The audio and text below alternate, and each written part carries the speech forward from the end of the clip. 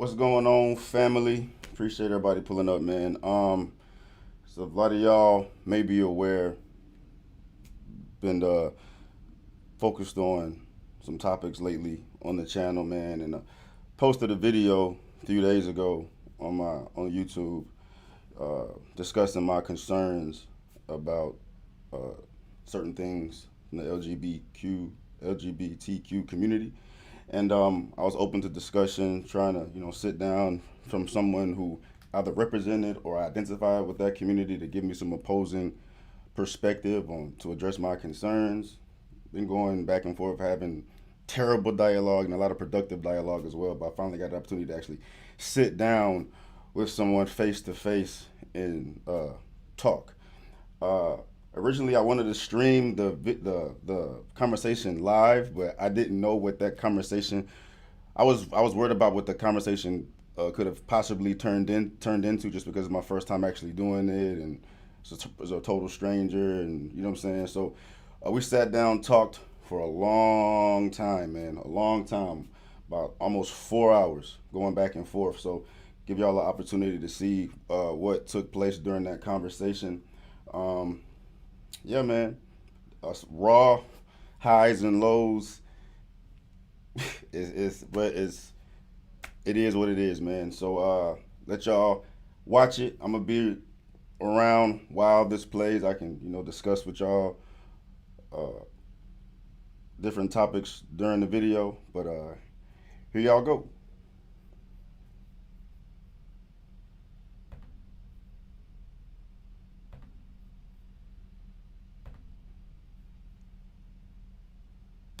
Mhm. Um, I guess. I mean, like I posted the video, and guess you and a lot of other people had some concerns about some of the things I addressed in it. So um, I say I just want to hear. I'm here. I just want to hear like opposing, objective viewpoints. You know what I'm saying? Because like the majority of like the negative feedback I got from the post was people that were just triggered by the name of the video. You know what I'm saying? They didn't. Well, to me, they didn't really dive into a lot of the things I addressed on it. So um, I'm trying to filter out like the stuff that I don't want to waste time talking about. I just want to like get to the meat and potatoes of it. You know what I'm saying? Gotcha. And yeah, man, just creating some dialogue and figuring it out. All right. So I'll start with the name of the video there because you had mentioned that we got a lot of the feedback about it was Yeah. based on like that video, and you were concerned that people weren't actually, hearing you out. I will say, objectively, looking at the name of the video and the content in the video, I can see where there was a disconnect and why you might have been. I can see where you would definitely be confused as to what things weren't pairing up. Because if I were to be completely devoid of any kind of reaction towards any of the subject matter, Mm-hmm. I'd say it wouldn't be. It wasn't a good title for the video for what you were saying and discussing in the video. Yeah.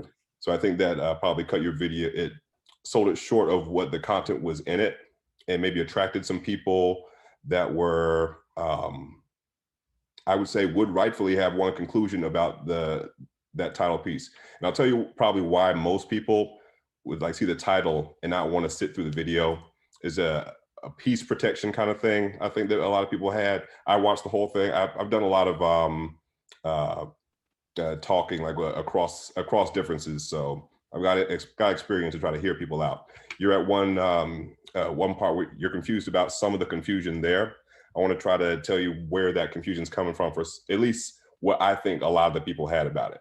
Well, I mean, I'm not confused about where it came from. I know the title triggered people to respond in a certain way. I mean, in the title I put there was intentional to get people to actually watch the video. So, like, I know people saw the title, saw the little snippet of the video, and then they said what they said, and a lot of things that they addressed were had nothing to do with the actual subject matter of the video. So it's like it's their it's a knee jerk reaction. So any type of dialogue that I have between these individuals is pretty much going to be a waste of breath. You know what I'm saying? And I mean, it was my bad. Not bad, my bad too. Because I mean, the way YouTube works, you have to put a certain title in there for people to take a look. You know what I'm saying? Interact. So I in the midst of that, I changed the name of the video at least like 5 or 6 times before I actually posted it. Like I gave Instagram early release to what I'd actually posted, and the name of that video was actually changed before I posted it actually to YouTube. So it's probably why a lot of that negative feedback that that video got wasn't present on the actual YouTube video, because they never saw that title. You know what I'm Right. saying? So like it was, I understand it, I understand where it comes from, but like I'd say, can you understand how that's pretty much the reason why those types of titles like work best for the YouTube and some of those, because they will get those reactions. So I think if someone were to be looking for a lot of engagement, that's a good title for engagement, but not necessarily aligned to probably the content that you wanted to talk about.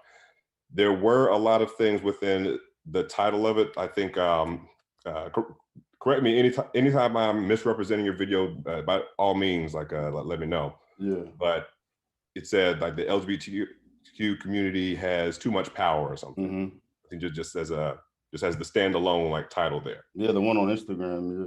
Like the Right. actual YouTube video says, does the LGBTQ community have too much power? That's what I actually posted on YouTube, but just Right. changing a few words. Yeah, and that makes sense for marketing and things. Like it's best for like as a question, because that's a question that people will jump in to answer. So that gives that aspect.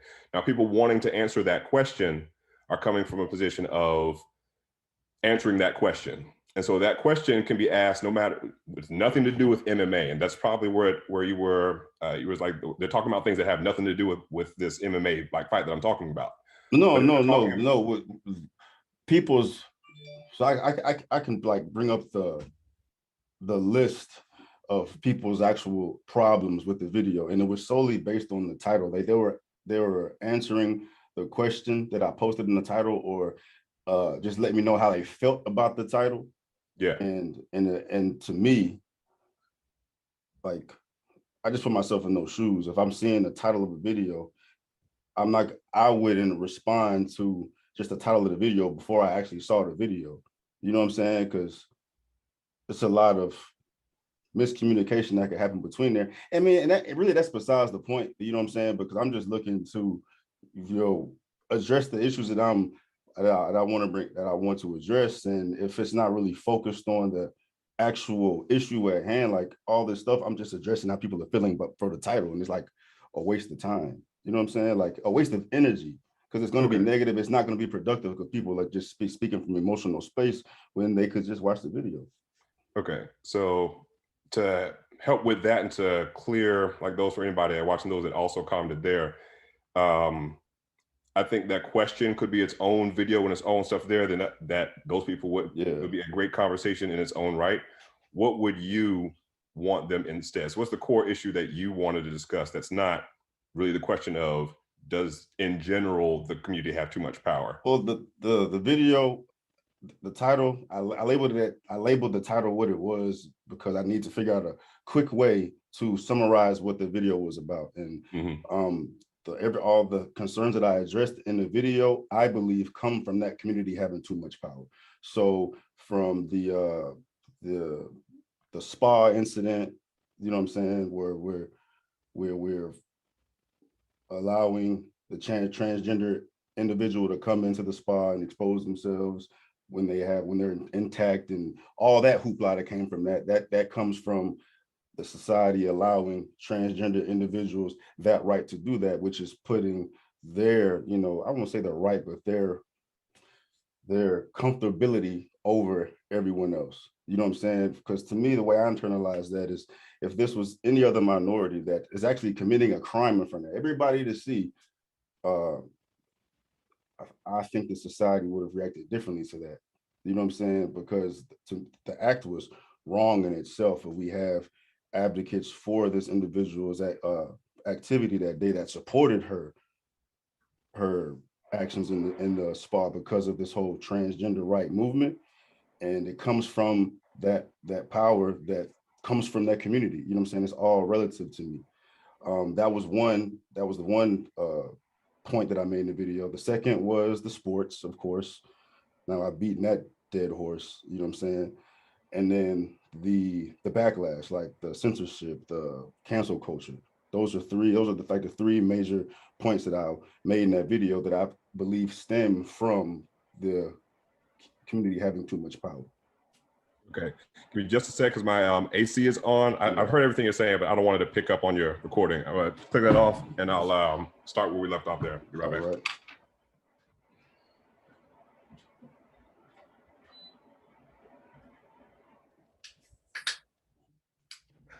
All right, so first I want to, because I'm familiar with the, I think you have a probably a good combination of some of the even issues that even within the LGBTQIA plus community, people have questions about. So people, they don't have to be cisgender, transgender. People have some questions about, where's what's going on, what's people's comfort levels. Are some people on like the fringe, like doing too much too fast, or some people taking advantage of the movement, things like that. So I think we can get some common ground there at the very least. And I'll start at like the spa incident. So if people don't know, there was an incident at a mostly usually a cisgender women's spa where like women and like their daughters would go to a spa, and there was an incident where a trans woman was there, and the the incident was that they had exposed themselves and they still had a penis and things like that. So that's what led to, I think there were some protests and a lot of a backlash, like back and forth. I'm not sure, it wasn't too long ago. I know it was within the past. Happened like in June or July. Yeah. Yeah. So it's still fresh on people's minds. And I think from listening in on those, and just a disclaimer, I'm not part of the trans community. I'm bisexual myself, but I can't speak for them for that specific aspect, but just on my general understanding of it. So I don't want to step on whatever their messaging might want to be. They might have a lot of things different to say than I do. So I think with that, it comes to a place where it reminds me of, and this is the parallels that I'll give. I'm not trying to steer it into a place where you might not want to talk about other issues, but it does have some echoes to other things that have happened before. So things as far as military, or even just gyms in general. Like gyms didn't used to have, the gyms that we go to didn't used to have a lot of these like shower doors and shower curtains and things where it was just pretty much open. And people were starting to be like less comfortable because there were more out people and said that I don't want to be naked around like XYZ and like these and such, where there had to be like some changes structurally there. Now, as far as the person that, and I'm not sure how often like this happens or if it's just a one-off, like so far it hasn't like come up again. There's not a big drive in the community to say that no, if you have your daughters and your wives here, then a trans woman and people should be able to be naked around them as well. Now that comes to the matter of what is that particular business want to do? What is their model? Like, do they want to just have do they want to have disclaimers? Do they want to have this is a room for the cisgender people? This is a room that's open towards people that are cisgender and transgender. I think there are solutions available for that. I don't have the solution for that particular part there, because that's there's a lot of things within what women go through and what cis women and trans women, what makes them feel safe. And I don't want to step on what does maybe a sexual assault victim from the South, a cisgender woman, like how does she feel about like being in those spaces, and what does the next 30 years look like as far as when they go in those spaces, and is that the appropriate space if people aren't comfortable with strangers around them that might have different physiology? Is it really the best choice for them to go to like those spaces if they have those things behind them? Or as solutions, what are the solutions that will allow it so that no one's checking like things at the door, so that people feel safe and included? So that's not something I want to that I think I have all the solutions with. And all that, I think a broad brush in any direction is going to lead to a lot of conflict there that is a lot more complicated than we're ready to change like at this minute for anybody, because I don't want to introduce introduce trans women into hostile situations. Like I don't want to say trans women, I want you like in these situations with these cisgender, possibly transphobic women, making you feel less than. Like there's a lot that I don't want to help protect the trans community, that I don't want to see anybody being in an uncomfortable space where it's supposed to be a relaxed, it's supposed to be a spa, it's supposed to be something relaxing. It's not supposed to be a traumatic event for anybody. It's not supposed to lead to protest on like anyone's behalf. So that's something that I can understand where some of that we were probably around close to the same mindset of I don't have solutions for that. I believe, and correct me if I'm wrong, I don't want to place any assumptions on you, that I think in that you and uh, uh, My your girl. co-star for your video were really into the mindset of just no trans women at all, just none, just like don't ever go to these spas. These are only going to be for cisgender women.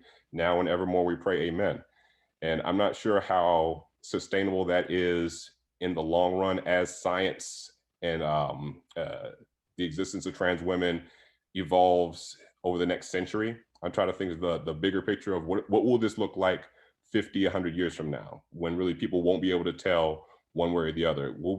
Are we making policies that we can make sure can withstand the test of time, even if like a lot of times policy has to come first and society has to catch up.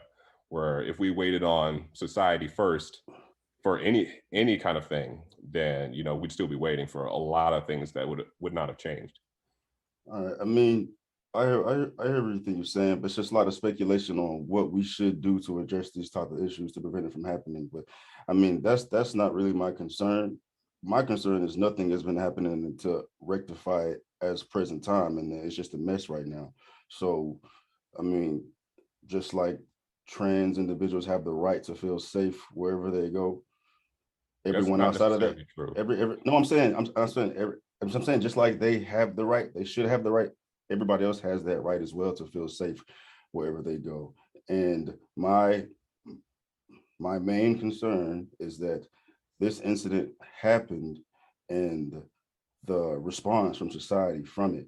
You know what I'm saying? Like we haven't got to a place where we're gonna figure out what's the best way to address that. I'm just saying this incident happened and girls were there, women were there, traumatized, psychological, it, we call it damage, whatever they had to experience that, you know what I'm saying? And it comes to find out this person was doing something illegal at the end of the day. That's just like icing on the cake to me. Like I'm at the point where we're opening Pandora's box. There's a reason why we have a male bathroom, a female bathroom. You should be comfortable enough to know that where you are in your most vulnerable, situation, you are going to be with, like individuals. You know what I'm saying? And that's just too much. That's just too much for me. Like the fact that it's a rare occurrence means nothing to me. The fact that it happened is all I need to. All I need to know is that this is not cool. You know what I'm saying? And I'm not saying, and I don't want, if people took from that video that I think that it's just cisgender this and transgender nothing. No, that's not at all what I'm trying to convey. My solution to that is men go to their bathroom, females go to their bathroom, and trans individuals go to their bathroom in those type of environments where everybody's exposed. You know what I'm saying? Bathrooms now they can put like a stall in every one where the door is closed where people can, have privacy to what's going on back there. But you can't just expose everybody in the world to this small percentage of society that could potentially influence them. People are going to react to that. You know what I'm saying? Like I know we're on this mode of, having equal treatment, equality, giving everybody their rights, man. And everybody has the right to feel safe. How we go about that, I don't know. But right now, the way society is and the way society responded, that's a problem, man. That's a Yeah. problem. Yeah, definitely. I think something that could really help with the back end of that, because a lot of the stuff policy wise ends up being just reactionary. Like you said, like it happened, there was no really protection for it. It could have been predicted if people like really put their heads together and like sat down and thought about, what But are things just going to but look but like. think about this, bro. Like if you the we spa, the actual spa, you know what I'm saying? They're accustomed to certain specific type of individuals coming there. Like I'm assuming, I don't know how they felt. Like my back is against the wall. If I deny this person entry, I could, get penalized for that. So they're trying to figure out the best way to navigate through this where they're not damaged.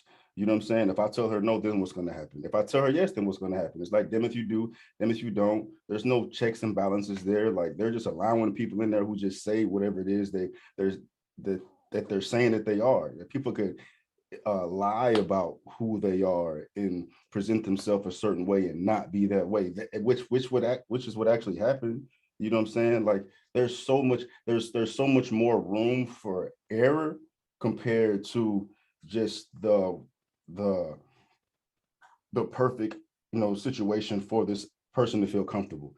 You know what I'm saying? I feel like there's a lot more room for damaging things that happen than, the one thing that needs to happen to make this transgender person feel comfortable, along with the people that she's with feel comfortable. Like, that's the best thing that can happen. But there's so much more outside of that that's that's bad, that I feel like the bad outweighs the good.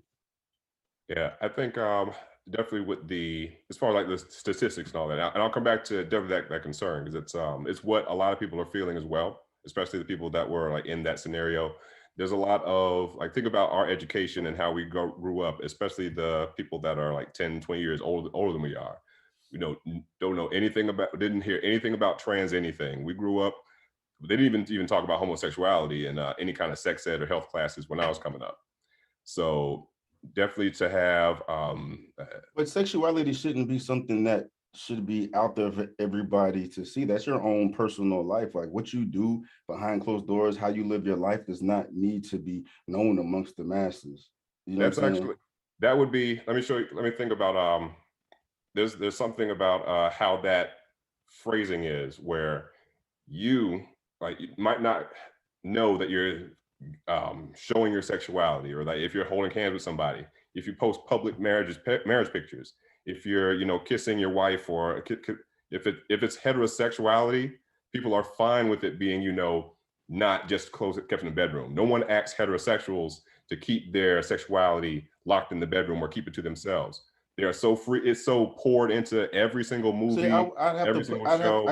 I gotta push back on that though, bro. I have to push back on that, man. You know what I'm saying? Like, those are assumptions being made. Just like this heterosexual act of a man holding a woman, this man could be a bisexual. You never know. You don't know what other stuff he's got going on. Just because, but the fact is, the majority of society is are heterosexual. That's a good assumption to make, but that's on you to make that assumption. You know what I'm No, saying? no, but heterosexual the things that someone would say, if two men are holding hands, people will tell them you're flaunting your sexuality. If a man and a woman hold See, hands, I disagree with that though. I no, disagree with I've that. actually seen it. That is exactly how No, no, things no, like no, no. that I actually know. work. I'm saying I disagree with somebody having that perspective. I wouldn't address that Okay, situation the same. Like, you can do okay, what you want to do. But people get comfortable at certain levels of public displays of affection. Like, you can see a heterosexual couple making out in public. That's gonna make some people uncomfortable. You know what I'm right, saying? It's just that where we are in society, some things have become the norm where it's been acceptable because it's been this way for eons. You know what I'm right. saying? And But but there's then the only thing that but there are different levels of that. Like, you're not going to see a heterosexual couple just having sex out in public. That's gonna make everybody. But people are gonna look at the more taboo types of lifestyles and have a more of a reaction to that because they're not accustomed to seeing that. You know what I'm saying? So, like, it's just humanity. It's just, human nature to respond to things that you're not, familiar with. I agree. But sexuality, I don't think sexuality should be something that needs to be on display for everybody to know what you are. Or, like, to me, it's a gender thing, man. It comes down to safety. You know what I'm saying? Like, what the potential of this little girl seeing that and how that's going to affect her. That literally happened. And when that happened, before we knew anything about this individual, people were in support of it. You have biological heterosexual women that felt unsafe going to a spa because this happened. That's a problem. And the response from society was atrocious. When you have Antifa and the social justice warriors out here, assaulting women that are just here trying to voice their concern about being safe. Like, it was Yeah, just too much.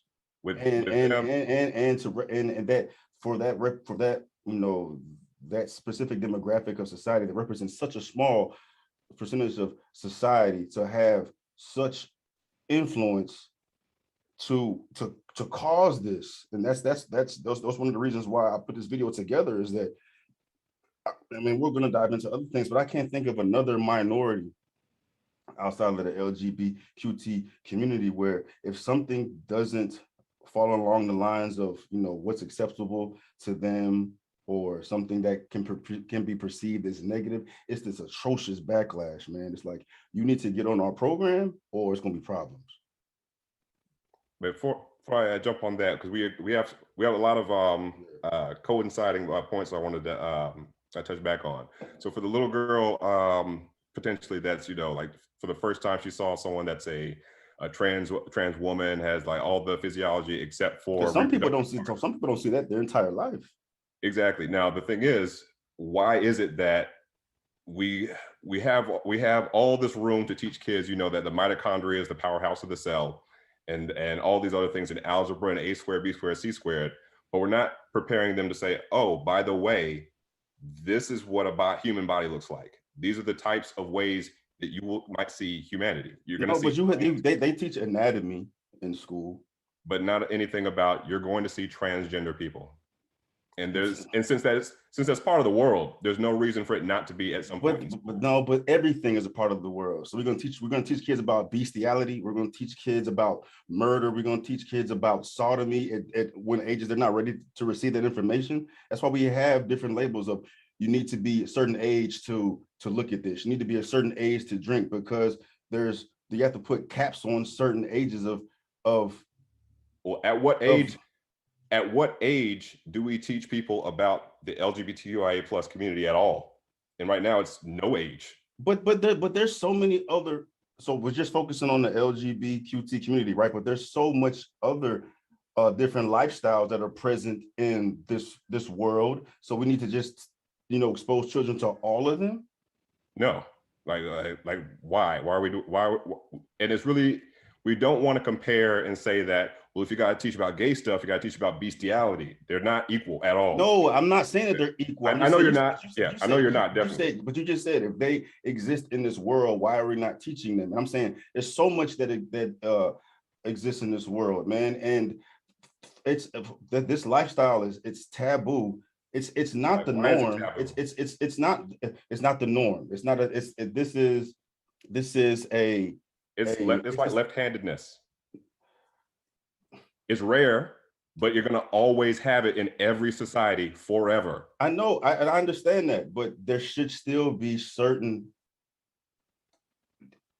humans or people should own. I can't even speak right now. It's complicated stuff. It's no problem. No, it's not complicated. For both of us, it's not complicated. It's just that children are getting children involved. I think that's it's crazy, because children are the most influenced. Like, they're very influenced by what they see. Sponges, all types of stuff. Like, why would you expose? So, heroin exists, cocaine exists, methamphetamine exists, alcoholism exists. Are we going to teach drug education? No, I don't know. Are we going to teach kids about this at 3, 4, 5, 6 years old? Like, there has to be levels where, and then, I mean, science is done on where the brain is more responsive at certain ages to consume certain information. You need to have a certain level of maturity to be able to take this information in and respond to it as you should. If you just give everybody all the information in the world at one time, since it's information overload, and people are going to be making a lot of no, I agree. I taught like, I was a teacher, like, formally, and as far as like age appropriate parts, I'd say for sexuality and gender, at the same times that people understand that, oh, I'm realizing that I'm a heterosexual, or oh, I realize that I'm bisexual, at those points in development that statistically we do see. Like me myself, it was like 6th grade. I first started to think like, hey, I kind of look at these guys like this way. I'm not looking at girls. And there were no voices, no kind of education at all. See, I don't know. We just feel like there's something wrong with us, because the only thing we're ever given is like, oh yeah, heterosexual. That's the only thing we're taught about. There's no AP sex ed that's like, oh, well, gay stuff is too advanced. You're not old enough yet. Oh, it's not. I don't even think it's advanced. It's just that you're not prepared for that yet. And this is why, for it to just encompass a small percentage of society, right? Why would you put this small demographic over the entire majority, where majority, this is going to be irrelevant to them. You know what It's I'm not saying? putting it over. It's not. Because It's not putting it I over feel like them. Just integrating it. I feel like there's different manners in which you should integrate it. I'm saying there should be different outlets where if there are individuals who feel different within our society, there should be outlets for them to reach out to make this transition or going about this way a bit easier for them. And I think we're at a better place in society with that. People are aware that this type of that this is going on. This is life. There's definitely more resources. To integrate it in just all of I'll tell you why that's important, because what it leads to, if you only teach the students and high school kids that are comfortable enough, one, to even say, hey, I think I need some sex ed, or I think I need some gay central sex ed. If you're only teaching them, then you're not giving any kind of mindset or uplift or enrichment to the ones that are heterosexual, because everybody needs to know about all the stuff too. Because it's not so rare in society. Because think about it, we've learned about the indigenous peoples that lived here. We learned about them, even though they're such a small percentage, we still learned about them very early on. We learned about them, even though most of us hardly ever are in the same room with more than 2 or 3 people of that demographic. However, it's important that all of us know about them, because we can know, okay, these are the ways that group was treated badly. Because we don't want to go down the road of, if this group is too small, we're gonna make sure we only teach about the majority. Wait, bro, I gotta switch my camera. My damn. No problem. The long story short version of that point. Is everything good? You still recording okay? Yeah. Cool. Yeah, I'll say when I was younger, I could, even though I was within like back then it was just LG. Well, I didn't even know it was just the full acronyms and all that. But you could say, look, if I pulled my old self as a teenager, even into my early 20s, a lot of stuff that I said would be pretty much transphobic, because that's how I grew up. I didn't know anything about that community. So misgendering, calling people its and everything, that's just how I grew up. Even if you were gay, even if you were a lesbian, there was that, oh, they're those others there and everything. So I never thought I was part of them. So me not ever hearing about that whole demographic, it was very easy for just the schoolyard, like, because people learn how to bully about the community very early. So at the same age that kids start to bully people over being gay, or say, oh, that's bully people over being gay or trans, that's the perfect time that they definitely, whether we think that they're, adult enough or not, they're already doing the damage against that group. So they should at the very least know the misconceptions. I don't know the school systems now. I know when I was in school, there was no education on heterosexual, homosexual, nothing. That was a social conditioning that existed. It was just, a lot of schools what you saw. Don't have sex ed at all. No, but you have sex ed. They teach you their anatomy and how to make babies. They're not teaching heterosexual behavior or homosexual behavior. That's not something that's I don't even think the school should focus on any of that. That's a social condition. That's things that need to be addressed at home, with the family, with friends, to make the student feel more comfortable. What do the parents know about the gay community? What does a parent know about the LGBT? But I know, but I understand that. But now you're reaching. There's much more things in this world that families don't know about. But it's a lot more dynamic in nature. There's no structure that anybody can put in place to make everybody feel as comfortable as possible given their certain circumstance, right? You have the majority and the norm of how people are expected to behave, and you have the outliers that live life a different way. And as long as you got a good, strong foundation at home that is going to facilitate you putting yourself in the best position as possible, given the way you live your life, that should be the goal. But it shouldn't be to force the outliers of society on to the majority when the majority of the outlier information is not going to affect the majority enough for it to even make a difference. You know what I'm saying? You can just watch, you can turn YouTube on, turn the TV on, watch a commercial, and talk to friends. Great stuff, really. Say it again. Like, you turn those things on, and I'll give you the flip side of what you're saying there, because yeah, like if like average, American family and all that, they'll never have, a purple haired transgender like child there as far as, just the average. But what happens is that the majority doesn't know what to do when they encounter that group. And the group isn't as small as people like that, even trans people, even in 2016, with that 0.6% percentage came from, that was when it was legal to fire trans people for being trans. You could fire gay people for being gay up until last year. So when we hear that, it's like, okay, people don't know that. Like, I'm not sure if you knew that. I'm not sure if you knew that. I don't know about the stats, but we're definitely in a position in society where people are aware and informed of a lot more about this community than they ever have been before. But it took this community being vocal and saying, we're not going to just sit here and wait for you to stop killing us and stop. But what does that have to do with the issues at hand today? We're not in 2016. We're here right now, where we are right now. I'm saying, and the LGBTQ community has never had a bigger voice as they've had today, and their big voice is influencing society in a certain way. Like that's my issue. That's the issue that I brought up. Like, I understand the histories that I don't understand them. I don't know them. But I'm sure there's been some terrible histories. I'm sure there's still terrible stuff happening to them now. But that shouldn't allow them to just do whatever they want to do. Yeah, I don't think that's even the consensus. Like the consensus, even within the community itself, it's not just a free for all. We want to be able to kick down.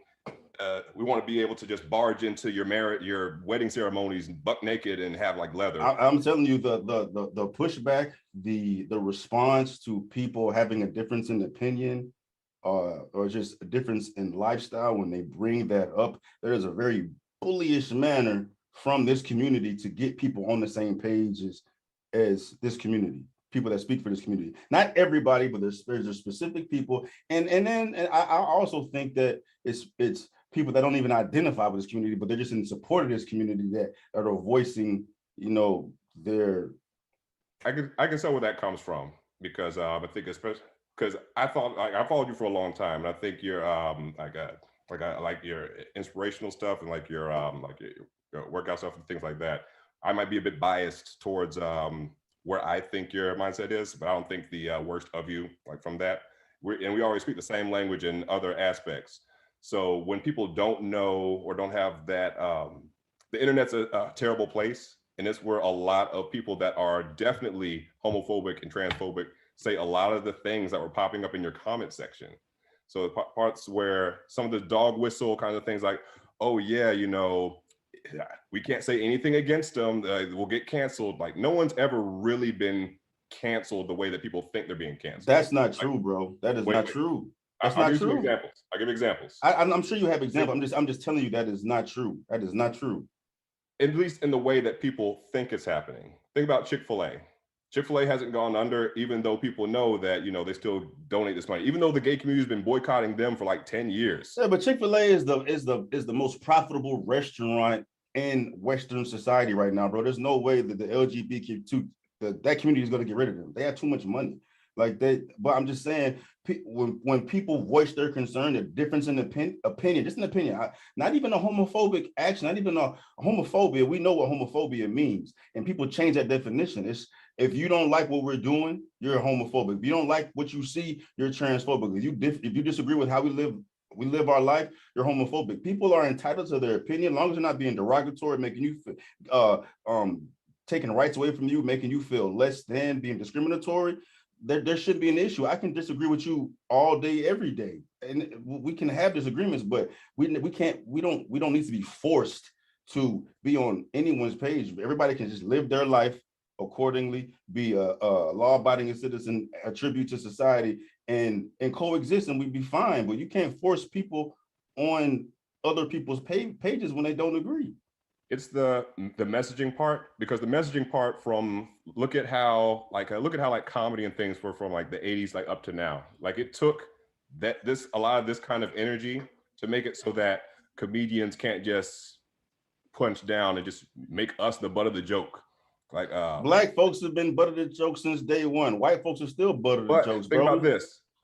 we didn't let them get away with those racist cartoons, and we got those racist cartoons canceled because we were pressed. When we were doing that, all those conservatives were like, why are they being so like pressed about it? It was just comedy. They were using a lot of the language that I'm seeing now, only because I'm within that, you know, that intersection there, where I'm never going to say that like this apple is this orange, but I can say these are the ways that these happen to have some similarities as far as like what I've heard like over the years. Because I came up from the South. When I'm around white people, that's when I'm here. Okay, I heard something. This person doesn't want to be racist and doesn't identify as racist. I heard how what they said is based on racist ideology. And so I get around people that are like Black people that, and I'm just using Black people just because I'm in a lot of like Black circles, that I'll hear something they're saying. I know they don't hate gay people. I know they don't hate trans people, but I know that some of the things that they're saying are built on an ideology that is against that. I think it's an ideology of ignorance because they're not aware. They don't know. Right, and from that, that's why they get up. That's why they get frustrated, because they feel like, hey, I don't feel like I hate these people. I just don't think that a man and a man should be able to get married, and that's just my opinion. Where that ideology, even though people have that, that's a generalization, though, bro. Like you can't force. See, yeah, I'm not. I won't. I can't force them to like that, but I can say that ideology is from a place that's rooted in like homophobia. No, that's an assumption. That's a connection that you're making, bro. Like I'm not homophobic. I don't. No one wants that label. No one. No, but homophobia is What is the definition of homophobia? We can create another term where it's like, if you don't like seeing homosexual activity, you are this. You know what I'm saying? Whatever this is, we can create another word for it right now. But the definition of homophobia is not that. It's when you're afraid of this community, and it's like if you don't like seeing, I don't like seeing. It's a bunch of stuff that I don't like seeing. That doesn't mean I'm a phobic of that. You know what I'm saying? It's my preference. Yeah, the whole phobia, like the word in that gets lost a lot, because when people hear Islamophobia, they don't think, oh, I'm afraid of this person in a hijab. They don't say, well, no, I'm not Islamophobic because I'm not afraid of this person. I'm just don't want them here in my city. But we call that. No, but it's not that. It's not. You can't do that. Literal. No, but you can't. You can't say I'm not afraid of them, but I don't want them here in my city. That is. I don't know what that is. That's discrimination. That's discriminatory. That's prejudice. Well, I don't like the way they live their life. I don't want them in my city. That is not how people. I don't know. I can't speak for the majority. Yeah, our language. I can't speak for the majority, but I know of a lot of people, aware of a lot of people that just because they don't like the stuff that this community does, they're not going to say that they shouldn't be allowed in the city. They shouldn't be around me. That's totally different. Like they're entitled to have their preference on how they want their life to be. Yeah, and we can find some common ground there with a lot of that when unchecked, and when they don't ever learn that position of ignorance of just not knowing that people come to the table with. When it was time for like same-sex marriage and gays in the military, there was always people that I've never known any gay people. I don't want them serving with me because I heard they do this. And since there's no part in any system where there's like, hey, we're going to sit people down and tell them the truth about this community at all, there's nothing institutionally. But why does it need to go that far though, bro? Like if they're not causing any harm to anybody, because if it doesn't happen, it hurts us. Like we get killed over it. Like think about that's a broad connection. You can't go from 0 to 1,000 like that though, bro. Like you can give me examples that'll probably highlight the point you're trying to make. But just because I'm not aware of it, there's a bunch of stuff that I'm not aware of, that I'm not informed enough about. But right. I'm not a bigot. I'm not racist. I'm not any of that, man. I'm going to, if you're not a bad person, I don't have an issue with you. I don't need to know what your lifestyle consists of for me to be with you or to be around you or to work with you. But if there are people that are going to treat you different based on what you do, what your lifestyle is, that's another subject. That's what you're focusing on. But I mean, at the end of the day, this is the reality that we live in, bro. It is what it is. You can't force people.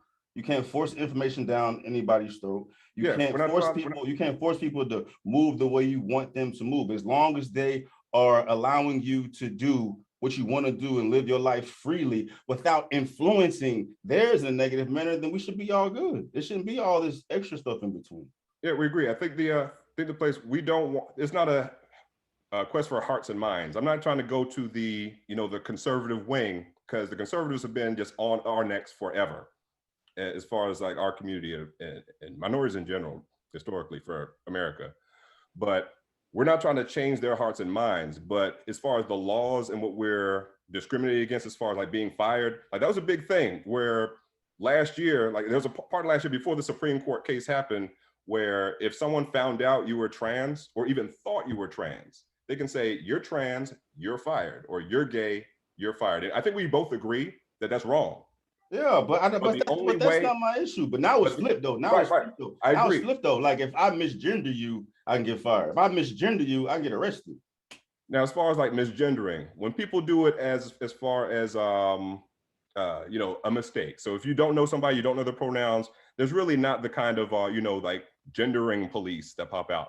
But if it's a matter of like you're in the workplace and you're working with someone who's who's trans and they've already told you, like, refer to me as this or nothing at all, and you walk over to that trans woman, you say, hey, sir, or mister, I need to get this, or hey, hey, bro, give me, that is harassment. Like, that's not you just saying, that's not you saying, I'm not going to believe in this. That is you making an effort and energy where you don't have to use a pronoun at all with people. I did it as an experiment. I went like a whole year with hardly ever using any pronouns with any of my students. And I found like I can get around doing any pronouns at all, just to see if I could. Because I'm from the South. I'm used to calling people ma'am and sir like all the time. And I'll say like, how hard is it gonna be for me? I can't, because I can't ask other people to do what I can't do easily. If I can't train myself around that, then how can I expect other people to? So there is a difference. I feel like there's no paddy wagons where people are getting locked up over that. But when that's not what I'm saying. No, I'm just saying that's I'm just bringing it back to what my whole spiel was about, is the influence, man. You know what I'm saying? I'm just trying to be, I feel like we're going off, tangent, like I think we are hitting a lot of we're hitting a lot of really big rocks, and I think it's really good that we are, because like I think they could coalesce into, as far as like what the influence, all of the past what we've talked about is like why is the influence there? Like, why was it important? Because even with all the influence that people believe we have, it's only a handful of countries that we have any rights. United States, bro, but in Europe, nowhere in Africa. You are advocating for this community's rights. I understand that we are on the same page, but that was not what my video was about, bro. My video was about how this is affecting society, and people had issue with it. You know what I'm saying? Like, if you were up here to tell me about the histories and the painful things you had to go through, I sympathize. I'm empathetic for all of that. You know what I'm saying? And I want everybody to be treated as they want to be treated, but that wasn't the objective from the video that I made, bro. Like, we were on the same page about that transgender thing being wrong, and society's response to that was wrong. And the manner in which that happened, it was due to the influence that the community has. You know what I'm saying? That people were out here advocating for this person's rights to expose themselves in a women's spa. You know what I'm saying? And now we're going off on all this other stuff. I get it. I understand, bro. I understand, dog. We can pull it back to like the core issues. I have them like written out the big blocks what you wanted to talk about. But as far as the the spa issue, just to and I'll leave it behind. But I don't think it was a matter of them just running up to people and just like look at me and like. No, I know that. That's that. But that wasn't my point. That wasn't my point. Yeah, I just want to make sure people. I know that wasn't my point at all. If this was a Black man that walked down to a spa and exposes problems, there was a white man walked down, exposes problems. It's because of all this social nonsense going on that's making this ambiguous line between like what's wrong and what's right. Yeah, it's like influencing, it's manipulating reality, bro. Like, bro, there should never be a situation where a transgender woman walks into a spa where there's no regulations set in place and expose the rest of the people in that spa to what's going on. You know what I'm saying? People need to be prepared that this could potentially happen. If that's going to happen, people should have there should be something set in place, but there was nothing set in place.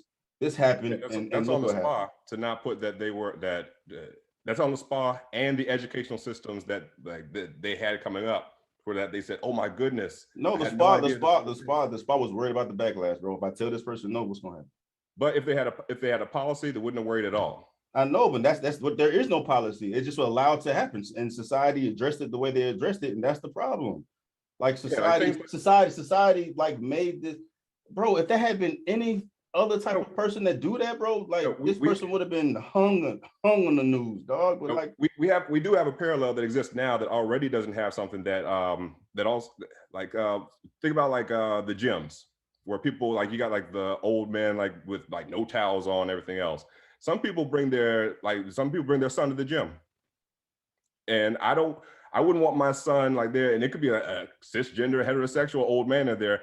I don't want him just walking around like with his junk there. Are you comparing a child seeing a grown man naked to what looks like a woman with a penis and a child to see that? Are they the same?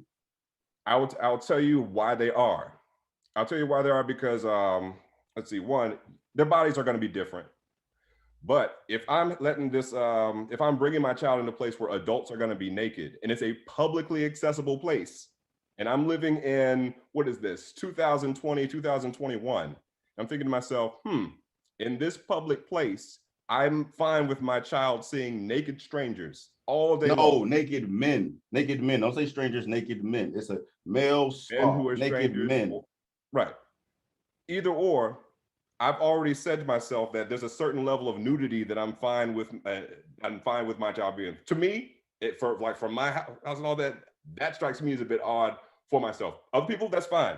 Their comfort levels with that. It just raises questions with me as far as you go into this spa. This spa is publicly accessible.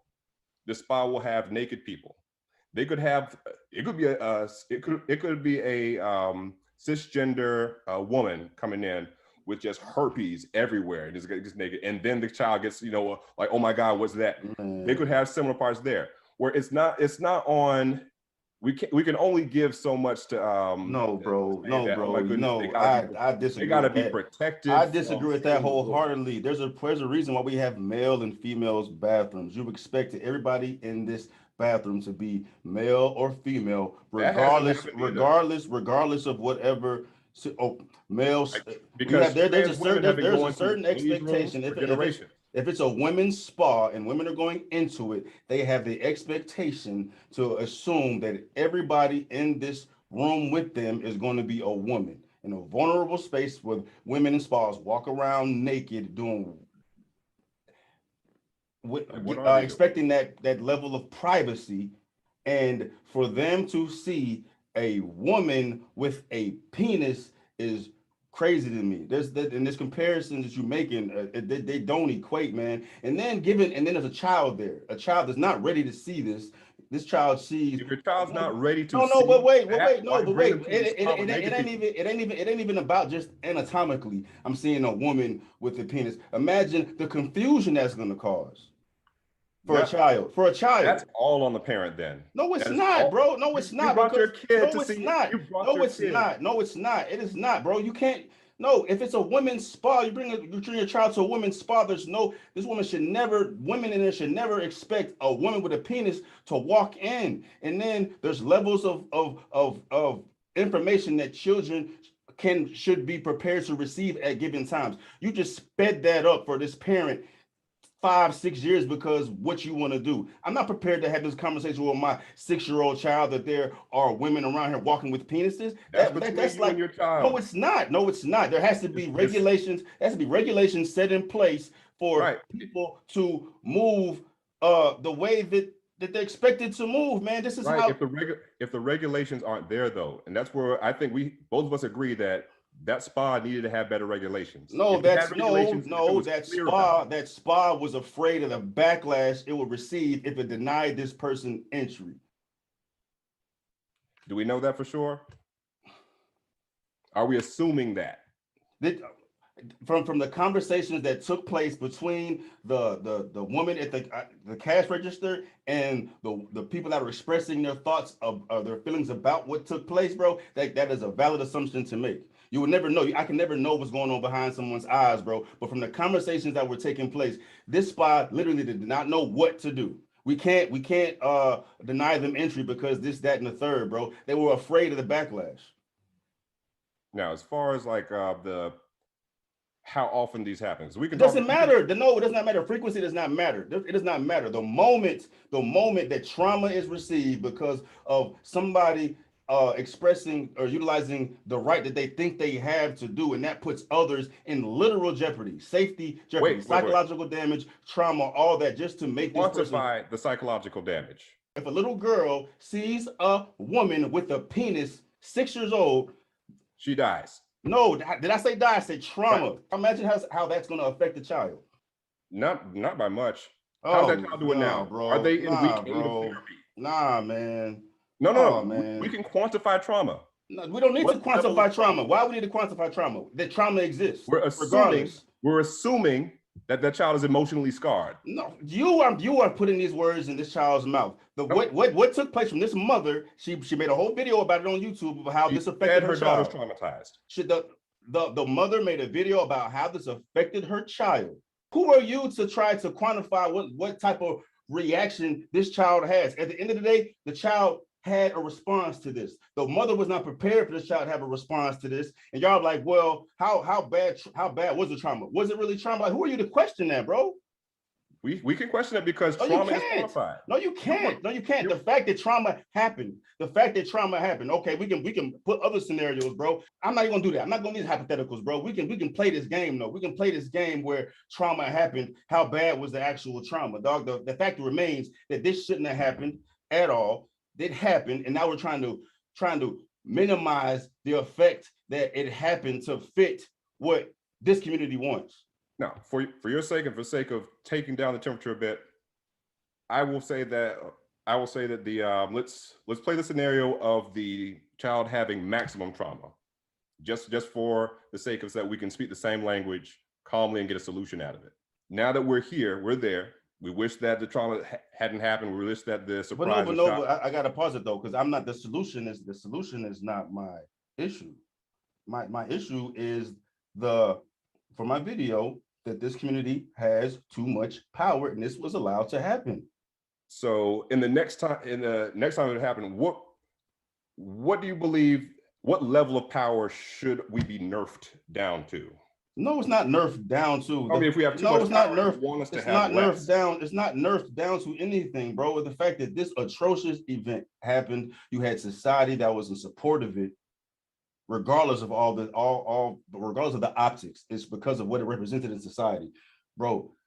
People are out here advocating for this community's rights, as they should, but this was too much. You're putting feelings over facts.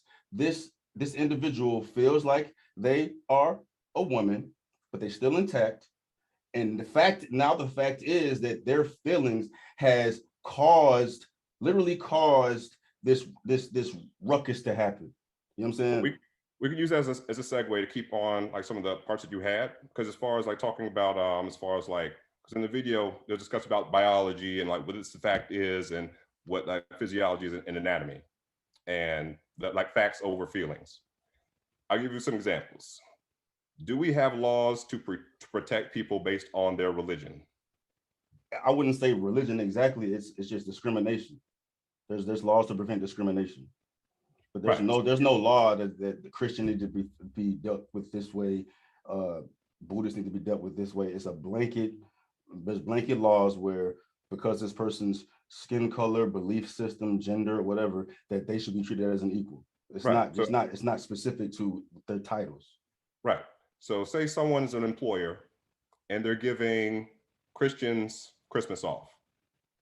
They're not giving religious holidays off to anyone else because they're saying that's discrimination. Exactly. So even though they're in their minds, or say let's make it even more stark. Let's say that the person just believes that your religious beliefs are nothing. No one comes back from the dead. Biology says no one comes back from being crucified, and say like, okay, these are the facts about biology. And someone says that and said, well, I'd like Christmas off. Like, why? What's Christmas? You can have 4th of July. I understand what you're saying, but this is such like a outrageous hypothetical. This would never take place today. Exactly, because now there's so much protection, even though there's no scientific. But it's not protection. It's not protection on a specific religion. It's a protection over anybody being able to live their life the way they want to live their life. That's what's fact. Is that right? Like protection based on that. So as yeah. far as there's a point in your video about saying, well, this is biology and this is what you believe, and if you believe you're a woman, but you don't have to give me hypothetical. I'm giving you a perfect example of what took place in the spa. This person believes what they are not biologically are. This is a belief. It's a belief. Perception is reality, but it's a belief. And you believe that you're a man. Biologically, you're not a man. You can believe whatever you want to believe, but biologically you're not a man. But physiological things are different. But that belief caused literal damage. Literal damage or no, literal damage. Literal damage. The fact that you elicited a response from people from your actions. Like there was an action, there was a reaction. The action was caused from a belief system, and that action caused a literal reaction. And it's a problem because we're in this space where these women are expecting the women's spa to have women only. Well, cis women only instead of not. No, cis it has nothing to do with cis anything. It's about women anatomically, bro. Like it could have been another lifestyle of a woman to come down there. At the end of the day, it's still a woman. No one's saying cis anything. No, but you know what cis and trans mean, correct? Yes, but what does that have to do with anatomically? With the way you're built, what does cis have to do and trans have to do with you having what you anatomically have? Okay, good point. I can I'll clear that up for you. So with those came from like organic chemistry, because people call trans women because their perception of their gender is different than their physiological reproductive parts. So it's not even reproductive parts. You can get your reproductive parts taken away, but you still have the you still have your chromosomes. You still have your chromosomes. You still, if you're a man, you have bone density. You typically get larger heart. All this, that, and the third. You can't change that biologically. If somebody was to look at your blood, DNA wise, you are literally a man. There's nothing you can change. Nothing you do to change that. Yeah, not from I didn't mean reproductive parts in that aspect, but your gender assignment at birth is probably the best way to put it, because that marries into exactly what you just told me. So that what their gender identity is and their gender assignment at birth are different. They're trans. With you and me, our gender assignment at birth is the same as what we identify as, and it's male and man. So we're anatomically, we were born assigned our sex as male. We are men. We identify as men. So that makes us cis men. All I'm saying was that I'm just putting because a possible solution. I get it, but how does whatever you identify as have to do with what you actually are, given our circumstance with the spa? I can identify with whatever it is I am, but if I pull up and I have these parts. No, I was going to tell you, as far as the that would help with those solutions there. You could have places that are, this is a spa that have a spa that where cis and trans women will be. I get it. We've discussed like hypothetical. All I was doing was just putting this the vocab term there. But we discussed hypothetical solutions, but that's not the point. My point is that the LGBTQ community has too much power. This was allowed to happen in response to not. It wasn't fair. I think the estimation that we have too much power is with this one. Even though you say one is too many times to happen. I'm thinking of across the world, everywhere that we can't even. But that's a connection that you're making. I never said that. I never said that in the video. The only reason why I said that is that this is your title of your video. I have to answer it like that. No, but you don't now. The answer is no. No, you don't now, because we're talking about the video. If you want to talk about the title, we talk about the title. Because the title was misleading. You just said that they have too much power. That by itself. No, too much power. Why do you think they have too much power? Because X, Y, and Z. It wasn't too much power because they have this overarching power over society and they can do whatever they want to do. That's not what I said. I said they have too much power, and I was expecting the viewers, the audience, to look at that and click the video and listen to me explain why they have too much power. And that's what I did. If you're stuck up on the title, that's not my problem. All you had to do was click the video. You would have figured out why I said what I said. Yeah. Could you Can you see how the people like within our community, we're tired of clicking through 30-minute videos? No, of wait, people I mean, telling us whatever, how but bad we are? that's entitlement, bro. If you have a No, response, no, no, no, no. if you have, if you feel, Entitlement is saying that our community has too much power. entitlement is that I see this triggered me to respond this way. I don't even want to figure. I don't even know what the hell it is that I'm clicking on. The title pissed me off. I'm gonna respond to it. Yeah, I'm entitled to say what I'm saying to you, and you're supposed to receive this as fact. I'm supposed to take that like, okay, you saying what you said, but you didn't even see the video. That logically doesn't even make any sense. Now, entitlement from our perspective is that you don't even have to know anything about our community, but speak on it. We were expected to watch your video to be able to fairly. No, you weren't expected to do anything. You don't have to know anything about us that has to assess our whole power structure. That has nothing to do with what my video was, though, bro. Like you are connecting two things that they're not connected, bro. I understand what you're saying. Like, it's like, okay, you're gonna speak on something you don't even know about what we've been through. Why are you speaking on it? Right, just that's like what that sounds like. But that has that comes from and the only reason I said to watch it is if you're gonna give me an assessment on something that I produced and you didn't even watch what I produced, but you have these broad, harsh assessments of it. And you didn't even watch it. Logically, it does not make any sense. I'm not expecting you to do anything. You can don't watch the video. Like, what? Why am I gonna say something? Why am I gonna give an assessment on something I ain't even watched it? Okay. Exactly. Did you see the game last night? No, I ain't see the game, but that game was trash. That's what they did.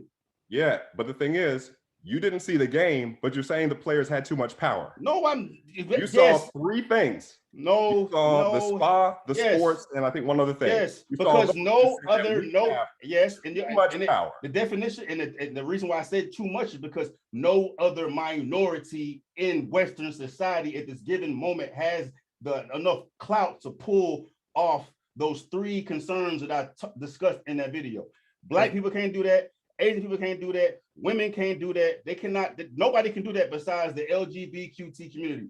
Nobody has enough power where nobody can make a spa accept its members. No minority has been able to make a spa accept its members. What you talking about? I'm talking about the community has enough power to allow a transgender woman to walk into a spa with their penis exposed and tell the society what they did wrong about it. Was that the community that did that, or was that a small gathering? My headphones came out. No problem. Say it again. Yeah, I'd say, is that, because I think there's also a misconception that works bad for both of us, is that whenever there's any kind of thing that happens and there's a group of protesters that show up, suddenly, since we don't have, there's no president of gay. Like, I can say I'm the president, I'm the grand poobah of the gay agenda, but there's no kind of structure as to say who's speaking on behalf of it. There's different groups that are set up. No, bro, I'm not. No, but it helps your point as well. Because what you and people that might not understand what's going on, as well as people within ourselves, there's no leadership that says, okay, we're going to get behind this person in this spot. But what does that matter? What does it have to do with the point I'm making? Everything. Because what it does is that it's easy for you and people that are confused about that, as well as people within our own community, to say that this is too far, when it's like there's no kind of direction. No. But they don't get to do that. But y'all don't get to tell me what I think is too far. I think it's too far that was allowed to happen. And since I think that was too far, that's why I made that video saying that this was too far. And this community is the only community that will be that could pull this off. Not everywhere. I'm here in Western society, the only community that can pull that off. Tell me about the times. Tell me, what are some other ways that you see that doing something bad? Because I know that spa, even though you said that once is huge, you're using it to represent our entire power, saying that, okay, based on this event, our community has too much influence. Facts. Now, too much societal influence, too much power, call it whatever you want to call it. You have too much ability to make change or provide substantial action, man. It's too much power. So how is it that we just now only got the ability to just not get fired or evicted? But what does that have to do? Like if we had so much power, we'd be able to get that done. What does that have to do with what I'm saying? Everything, because you say we have too much. If we have too much power, how come we can't get those basic things? If we have this huge amount of influence and we can do whatever we want. You're putting a definition of what I'm saying. You're making. It's what too much power would mean. You're making my definition of power be an overarching dominance in every aspect of life. That's not what I'm saying. That's not what I'm saying. Bro, you can have a relationship with a male and a woman, and the man got fucking $50 million and can do this, that, and the third, but this woman still has power over this man. Even though she can't pull the shit off that he can pull off, she still has power over this man. It's too much power, bro. It don't have to be this overarching umbrella that allows y'all to do whatever y'all want to do, whenever y'all want to do it. A situation came up that no other minority, no other group in America could pull off, and you were able to, do it and continue. It's been done. Other minorities have done it. We don't want to talk about it. How can another explain to me? You can't say how can another minority go into a spa and go into a women's bath? Or how can a male no, you said we've done it before. I'm talking about this exact. This is my problem. I had this one problem. You're narrowing it way too thin. No, I'm not. I'm not. You're narrowing it. I'm there. I've been narrowing it way too thin, but you're trying to open it up farther than what my argument is, bro. If your argument is that, okay, you know, we're still lacking in certain aspects of life. Okay, I'm gonna give it to you, bro. But in this particular area, in this particular circumstance, when it comes down to personal safety, the LGBTQ community has too much power. If it comes to, I'll specify it. In this particular area, they have too much power. Okay, that's an important part there that could have saved like a million and one things, because the too much power aspect, like seen as it is. It's because I don't need to make it specific. I made it specific. You did. I don't need to make it specific. I made it specific. I made it specific. Everything else. No, it don't invite nothing. It's because people are too stuck in their emotions. It's triggering. What you mean he got too much power? Because this did the third. No, we have questions. No. You can have questions. You can have questions all day, but that has nothing to do with my argument. You did it intentionally. You made that title intentionally to get broad concern for it. You made sure it wasn't specific enough. Because I couldn't make it specific enough, because YouTube would not allow that many characters in the title, bro. If I could have addressed it this, I would have done that. But I had to. How am I supposed to summarize my feelings? It's been done. Look, no, YouTube will not allow you to put 30 characters in a title of a video. Characters. It doesn't. No, it doesn't. But who are you to tell me how to title my video, bro? Like, I can, because I'm a teacher. I've helped. No, you can't. No, you can advise me, but like. I'm not gonna tell you what to do, but you could have worded it better so that you. I don't need to word anything better, and I don't need to be concerned about all these connections that the community is making in regards to what I'm saying. It's up to you. I'm not. But we're talking about entirely two different. We're talking about two different things now, bro. This community, whoever had pushback in regards to that video, felt the type of way about that video, and the video was like mad wrong too. And they connected all these dots. Of what it could possibly be without watching a video. To relieve all of that, if you see something, if you see a video with a title, and I watched it, a lot of stuff was dead wrong. So I can speak on all of it. A lot of people can't, and it was unfair to you if they don't see the whole thing.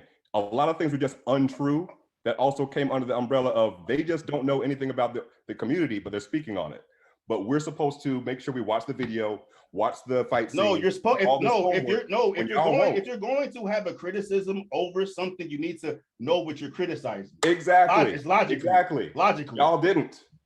No, I'm not. What you mean? What you mean? I'm criticizing the weed spa incident. So I brought up. I criticized the weed spa incident. I criticized trans women competing in sports, and I criticized the cancel culture. That's all I criticized. I did not criticize the entire community.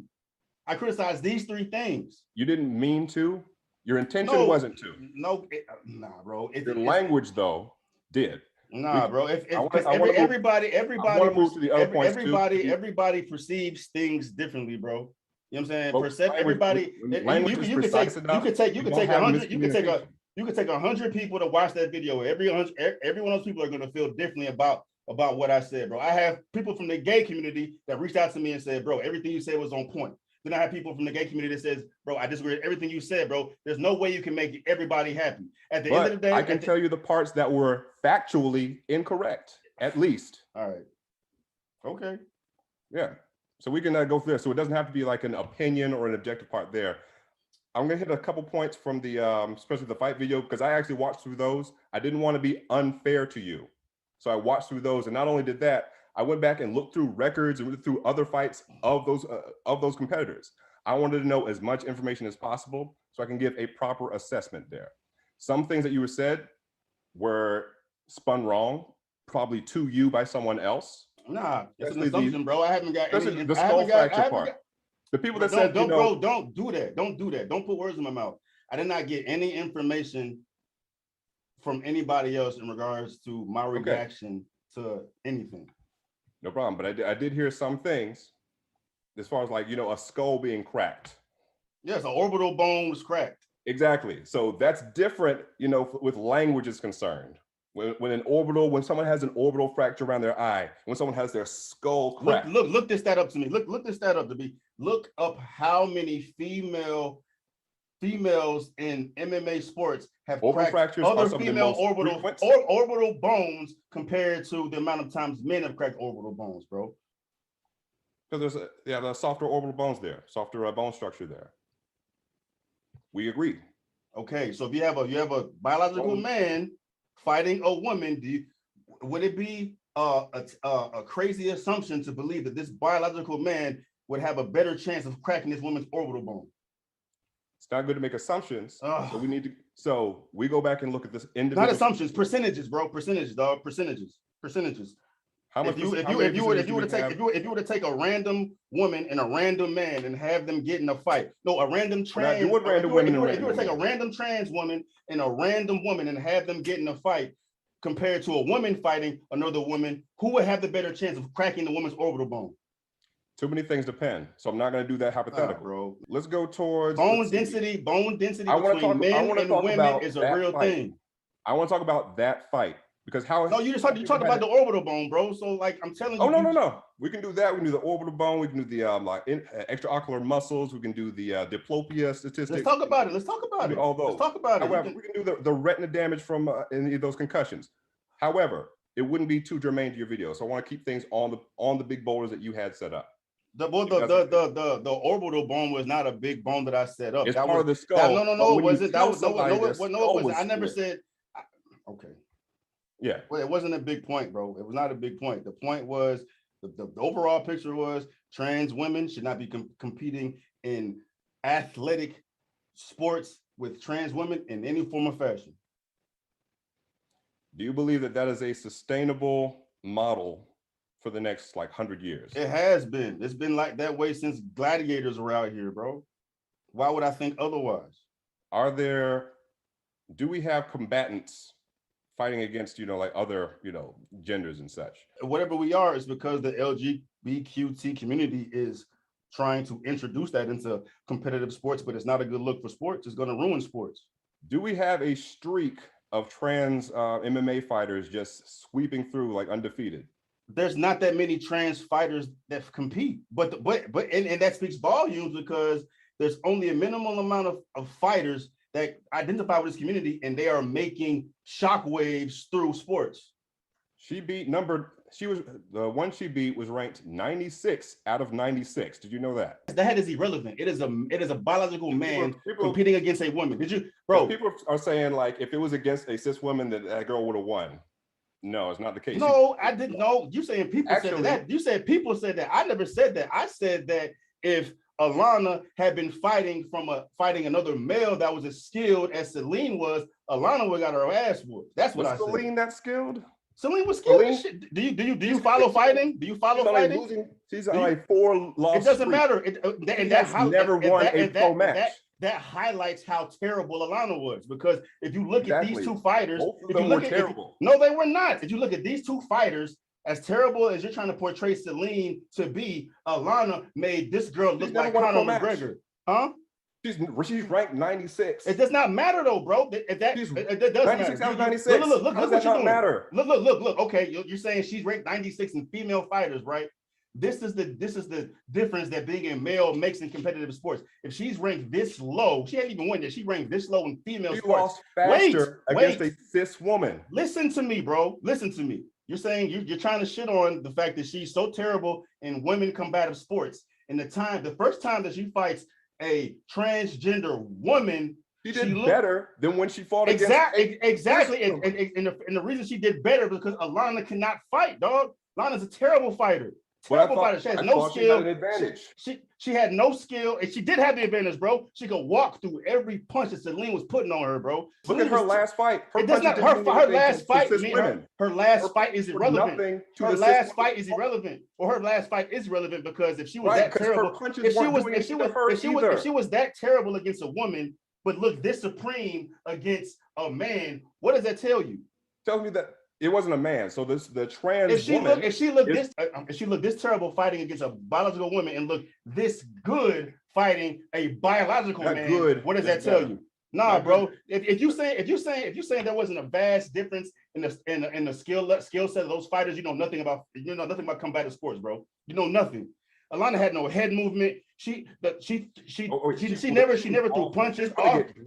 She never threw punches. I'm not about to like dispute combative sports with you, bro. I will bring a professional fight. I'll bring a professional fighter on here I'll give you a video of professional fighters giving you their critique. If they say that rank 96 against other women. Did you see the interview with Serena Williams, the best tennis player ever, right? With women's sports. She said that the last 150 professional men that play tennis will whoop her ass because it's that much difference in the genetic makeup between a man and a woman. Sure. So you ranking a woman against a woman at the same thing as ranking a man. It wasn't a man against a woman in that fight. It was a cisgender woman against a transgender woman. No, it was a woman against a biological man, bro. Celine was tagging her. The difference is why you're frustrated at that happening. No, it's not, bro. No, it's not. If Ronda Rousey is one of the best female fighters ever. You're a man, though. Can you beat her? But if Ronda Rousey is the best female fighter, can Ronda Rousey beat the best male MMA fighter? You're a man. That's not relevant. That's irrelevant. That's irrelevant, dog. She's a professional fighter. You said that men have all these advantages. Okay. If that's the case. You just said with Serena that all those men could beat her just because they're men. Because they're professional tennis players. I'm not saying the average man off the street. You take a professional. If you say a professional male player, the last 150, she said that I don't know what it was. It was a big number, like 150 professional tennis players on the bottom end of the barrel as far as who's ranking. And she said that they will beat her in a tennis match because of they're faster, they're stronger. Bro, the fact that men on average have the red blood cell count is different, which means you can take oxygen in at a better rate than a woman, which means you can perform better. The more oxygen you get to your heart, which means your amount of work is going to be more, bro. Bone density is a direct advantage in combat sports. Celine, me beating Ronda Rousey is irrelevant. I'm not a professional fighter. I'm not a professional fighter. The variable is I'm not a professional fighter. Okay. So let's look at those two then. No, it's not. No, you can't do that, bro. Who was a war vet in that had professional training as a veteran? Man, I can't. We need to switch the subject, bro, because you don't know enough about combat sports to make an accurate assessment on what you're talking about. I don't know enough. You don't know enough. You don't know enough. No, because you're telling me that rank 96 out of 96 should have won that fight. And no, I did not. No, I did not. I did not say 96. I did. What Celine did against other women should have showed you. Lose. Okay, and then the moment she fights a biological man, she also lost. Oh, bro. Against a trans woman. Nah, dog. Nah, bro. Did you expect her to win? If there was another cis woman, would she have won? If the advantages that Alana had, if Alana wasn't able to walk through every punch that Celine threw, and if Alana wasn't able to choke her out, Celine would have won that. Celine would have won that fight hands down because of points, because she's a much skillful fighter. Go look at the comments, bro, or go to these other platforms. I don't. No, go to these other platforms where I'm not. You don't know enough about me to. I can say what I know about combative sports. I'm not assuming. I'm not expecting you to assume that I know more than you. Go to a credible source who has the credibility to speak on Yeah. What? No, like the sweeps, like the fight, the trans woman fought those sweeps that she kept trying over and over again. Bro. She's gonna get drugged. She's gonna get drugged. Bro. But I'm saying this was a bad. Your point can exist. If I was Dana White right now, and I told you that Celine was by far the more skillful fighter than Alana, she had the reach. It does not matter. It does not matter. You're trying to sit here and treat Celine as she was a man, dog. She was 6 feet to 5'7". Okay, look. 5'7". She had reach. She had height. She had weight. She had possibly. No. She didn't have the. I don't think she had the skill. She was just what against someone trained. Against someone trained in war. War has nothing to do with professional fighting, bro. They don't teach you. You don't learn the technique and count. You don't learn. Bro. So you're trying to say that Army vets get the same training as an MMA fighter does in MMA fighting? Not what I said. But why are you comparing the two? Just because you're Army vet does not mean you know how to fucking trash in her former matches, and it was trash in the fight you're talking about. Nah, dog. Nah, bro. To level it out, your points can exist. This was just not the best example. It is the perfect example. You're just not listening. You don't know enough about combat sports to make this. What you're saying makes no sense. What you're saying makes no sense, bro. It makes all sense because you're telling me someone ranked 96 out of 96 against other women should have won. Against other women, she would have won if she didn't go. She would have won if she would have. What is her losing streak against women? Look, the fact that Alana was by far the less skillful. You don't agree with that, which means that lets me know that you don't know shit about combat sports. You don't have any training in that shit at all.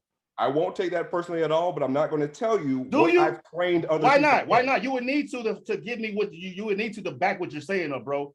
I box, I do jujitsu, I do all of that shit, bro. I know what the fuck I'm talking about. And the Alana was by far the more she wasn't close to what Celine could do skill wise. Celine had been boxing or MMA for like three. Why is she on a losing streak? Because she can't fight. There are more skillful fighters than her.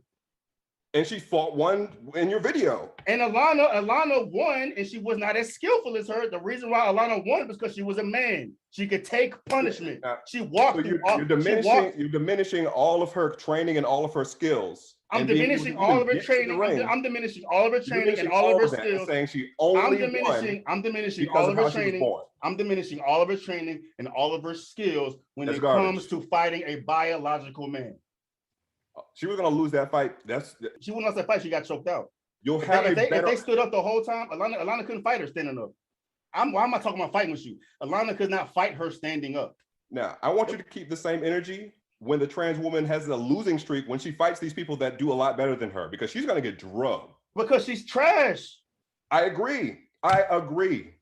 And it's going to show you that just because she was born male does not mean she has this the only time that Alana, when Alana does see defeat in fighting is going to be soon. It's going to be against a girl who is strong enough to make her feel that impact. Celine punches were not doing anything to stop Alana from coming. Before.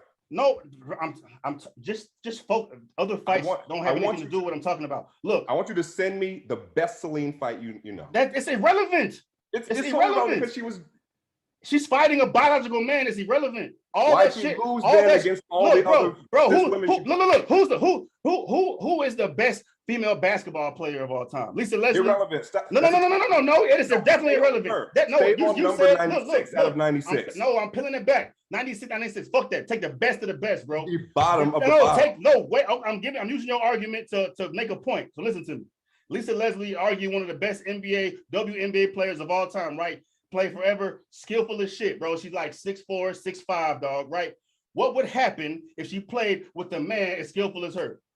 When that happens in MMA, I want us to come back here. No, it's not. It's the same shit. Right. No, it's the same shit because her training and her skill mean absolutely nothing if she plays against fucking Dwight Howard.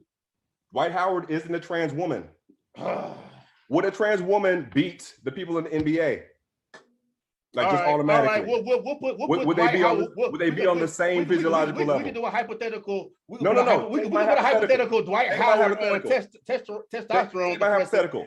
We can put a hypothetical on NBA player, the worst cis male NBA player against a trans woman NBA player. Of say, I won't even measure their skills there. You'll have to say that the cis male will do better than the trans woman physiologically. Now, once these next few fights happen, I will gladly come back and eat crow. Bro. This is just a bad fight for your point. No, it's not. It doesn't matter the fight. It doesn't matter the fight. What you're saying, your argument is emphasizing my point even more. If Celine was this terrible against biological women and she still lost to a biological man who was a less. Wait, let me talk. If Celine was this terrible against biological women, and the first time she goes up against a biological man, and from an objective standpoint, she's by far the superior fighter. The fact that you're saying she's not, it means you don't know shit about fucking fighting.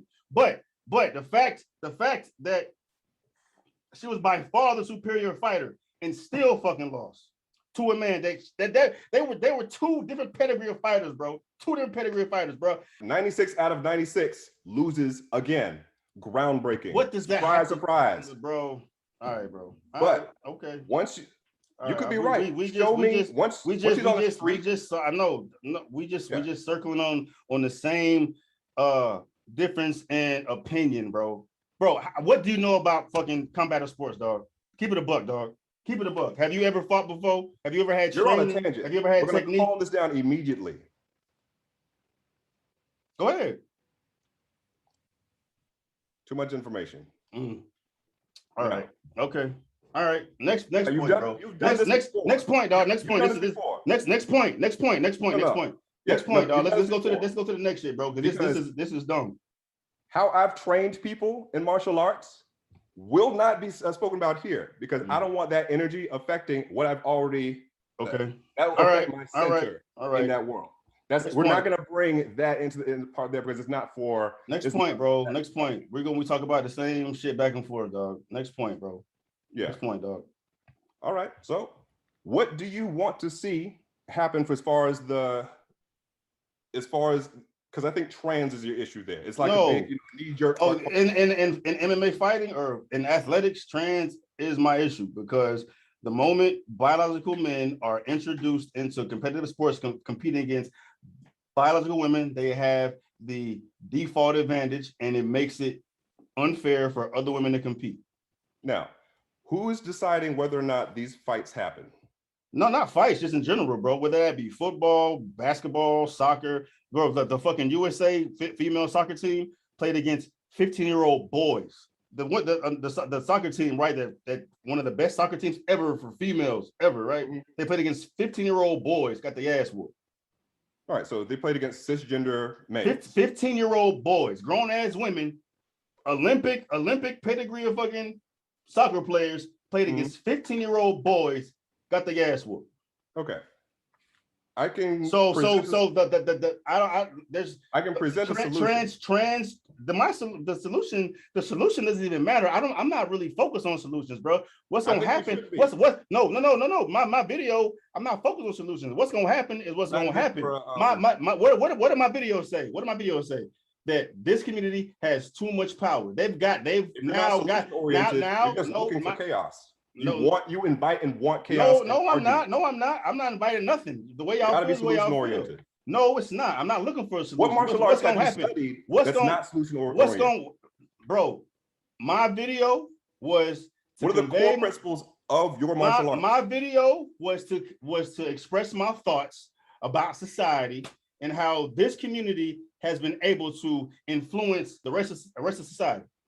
Right. That's my. I don't give a fuck about solutions. I don't have any control of what's gonna happen. But what I'm saying right now is you studied martial arts, but you're not concerned about solutions. Which ones did you study, and who taught you? That's not this. What you're talking about is irrelevant. And I never said martial arts, But that's irrelevant. That's irrelevant. What my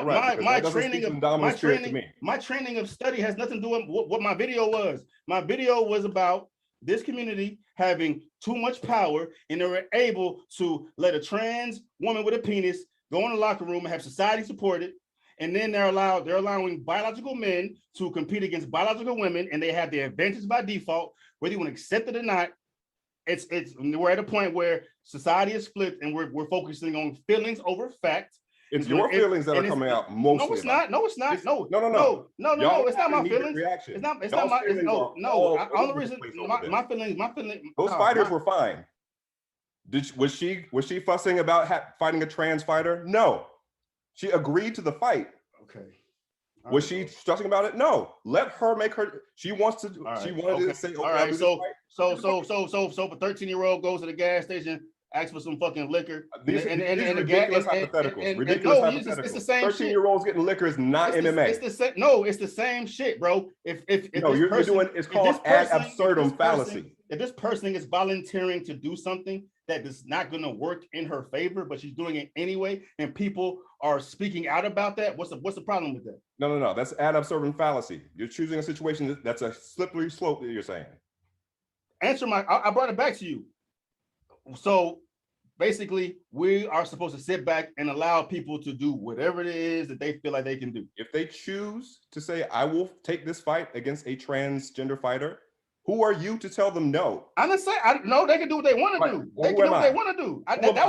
That's not my argument. That's not my argument. Right. You can do. Agree. That's not my argument. You can do whatever the fuck you want to do. But at the end of the day, society has the right to say that's not right and that's not fair. If fucking Ronda Rousey say I want to fight Mike Tyson, she can fight him. What's gonna fucking happen? We supposed to allow that shit to fucking happen?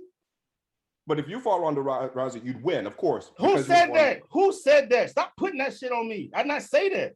I did not say that. I just want to drive the point home that the whole aspect of a trans woman has the same physiological aspects as a cisgender man. No, they don't. They do not. In any form of fashion, they do not. I agree. That's what I said. You might have misheard what I said, but I agree with what you said. Okay, well, doesn't that work in their favor in competitive sports?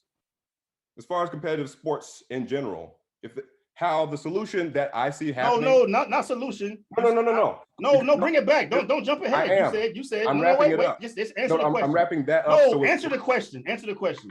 You asked me. I answered it. I expect you to do the same. Who has the advantage in physiological differences between a man and a woman? You said answer the question. Answer the Ronda Rousey thing. No, answer it. Answer it. Stop deflecting, bro. Answer it. You keep telling me no. Who has the no? When that's not the case, bro. You trying exactly. No, it's not. Answer the question. Who has the physiological advantage between men and women on average? Men and women. Cis men, cis women. You said men, right? You said men, right? Cis men, cis women. No, cis men. What? That does not. Just because I identify with something to manage, but it's the answer to your question. No, it's not. Don't like it. No, it's not. No, it's not. So if a cisgender, if a person is born, if a person exists and they're biologically a man, but identify as a woman and haven't even taken any hormones, anything, but that's not cisgender, but they still built like a man.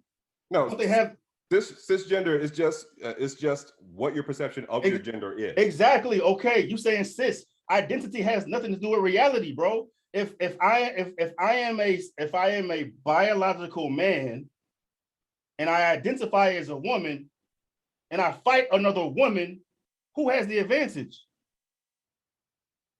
Everything being equal. Yes. You haven't done any training. Yes. And we'll make it your twin. To make it bro. Just no, it'll help you. Dog. No, it helps you. Trust me. No, I don't want to help. I don't want no help. On averages, dog. On averages. Just answer the question. I assure you, it'll make a stronger point for you. I don't give a damn about the stronger point. I'm just trying to make a point. Okay, cool. Like, what was your point then? I'll keep it however sure it was. If I am a cisgendered, if I am a biological man. You were born man. Yes. I was born a man, and I identify as a woman. No medical assistance. None at all. And I fight another woman. Same height, same weight as me. When? Who has the advantage? You would. Exactly. So sure. do you not think that that's going to directly correlate in competitive sports?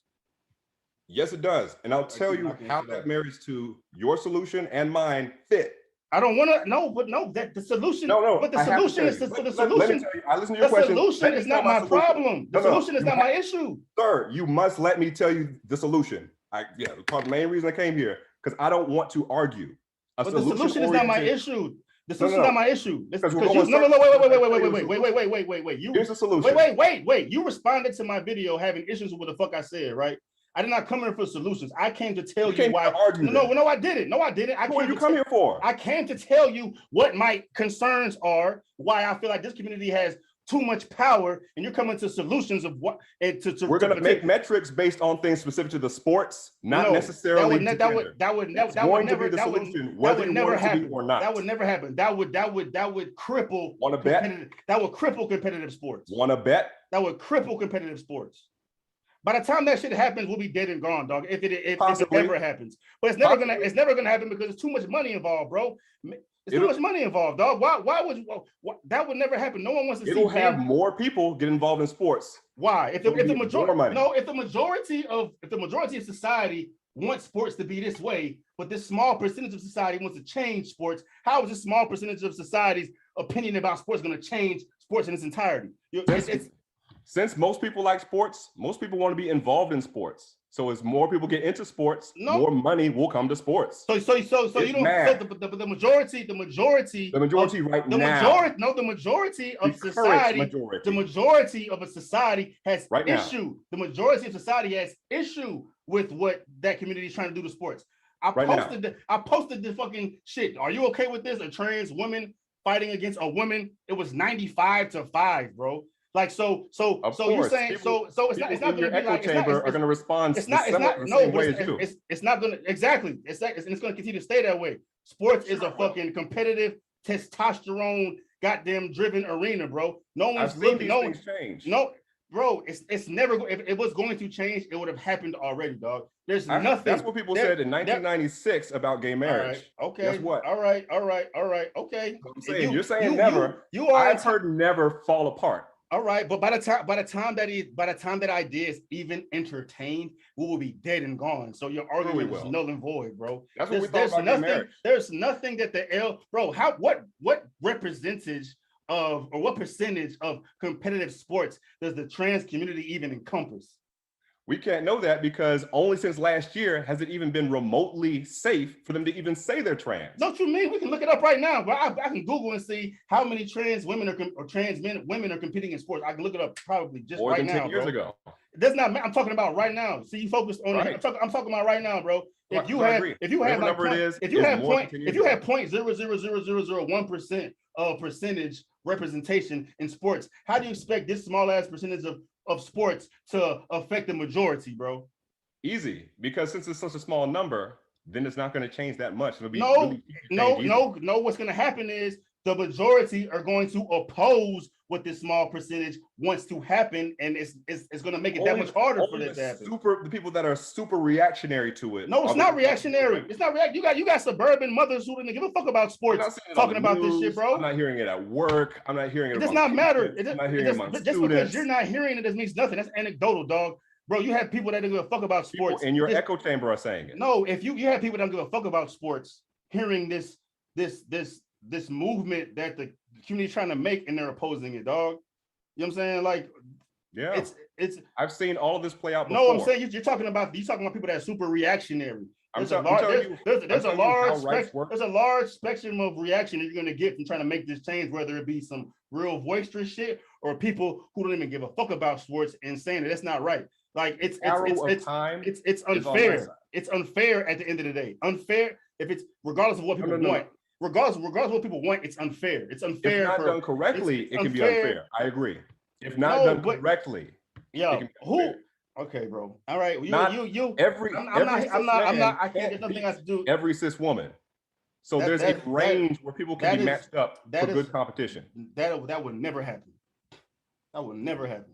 I've heard never. That will never happen. You heard never before. See how it never works out. This will never happen, bro. Just look at the monetary. That match even happening was supposed to be. Just look at the monetary aspect of it, bro. How much money does the NFL and NBA make compared NBA? How much money does the NBA make compared to how much money does WNBA make? relevant. The highest paid salary for a women NBA player is like $220,000. Sexism.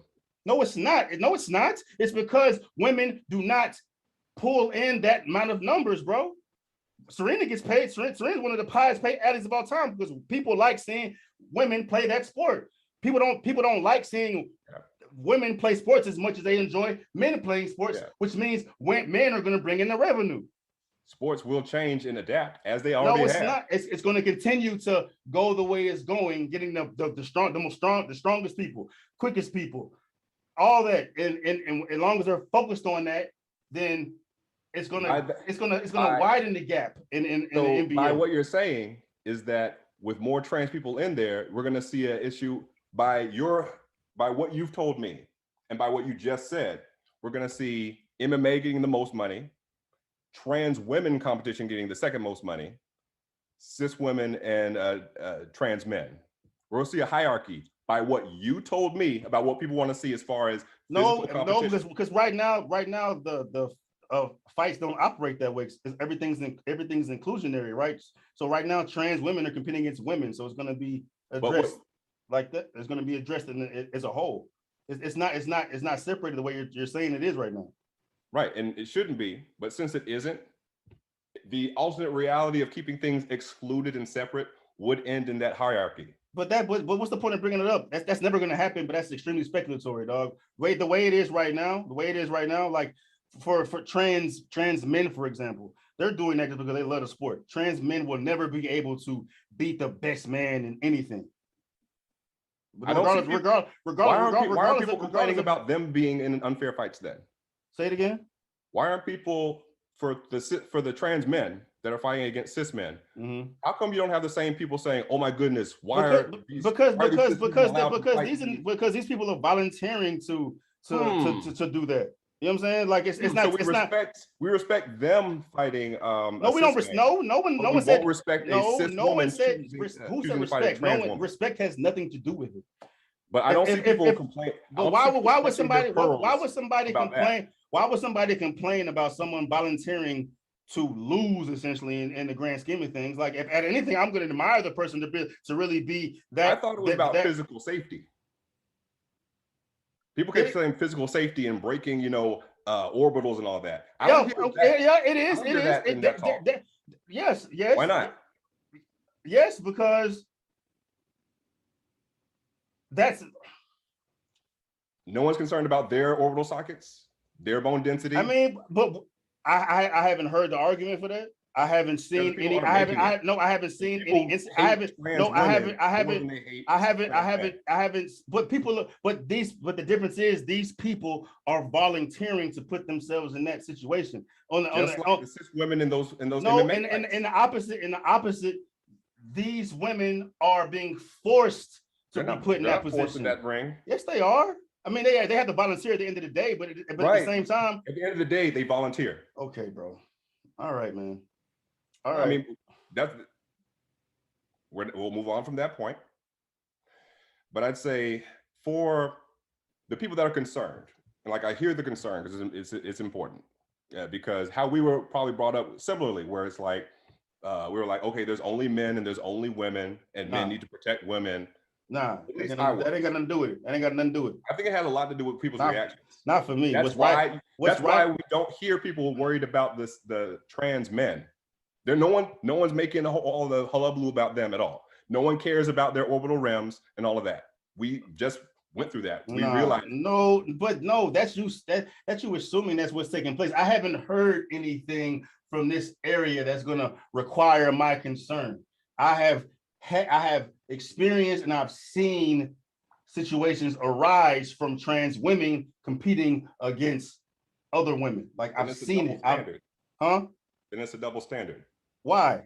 Because you told me that all these things about, if you're born a woman or if you're born female, then your bone density is this, your blood is this, you shouldn't be fighting against anybody born a man. Yep. But if it was consistent, if it was really about physical safety, we would have heard people say equally that, okay, yeah, that's bad for people. Why would we hear about it equally? If people weren't just sexist against transgender So you think it's sexist? Why do you think it's sexist? I think people, because there's not that many cases of trans men getting murdered. It's trans women who are getting murdered. No, don't bring it to sports. I'm talking to you. I asked you why in sports is this sexist? Don't bring it to somewhere else. Why is it sexist? We can talk about a 13-year-old why is it sexist? I'm going to bring up trans murders. Why is it sexist? Why is it sexist for people to be concerned, more concerned, not even more. Like I can only assume, I can only speculate. But if there was a situation arise where a man destroyed a trans man in a fight and it got into the public eye, you're gonna get a response from it. Just that it hasn't occurred yet. But we have heard, we have seen, and we have witnessed the same situation for what we're talking about now. You know what I'm saying? So, and the variable in this is that transgender women are being allowed to compete against these women. Just like transgender men are allowed to compete against the cisgender men. Okay, bro. Now, I'm not here for any gotcha moments. I'm not here for any kind of stuff like that, but there is a disconnect.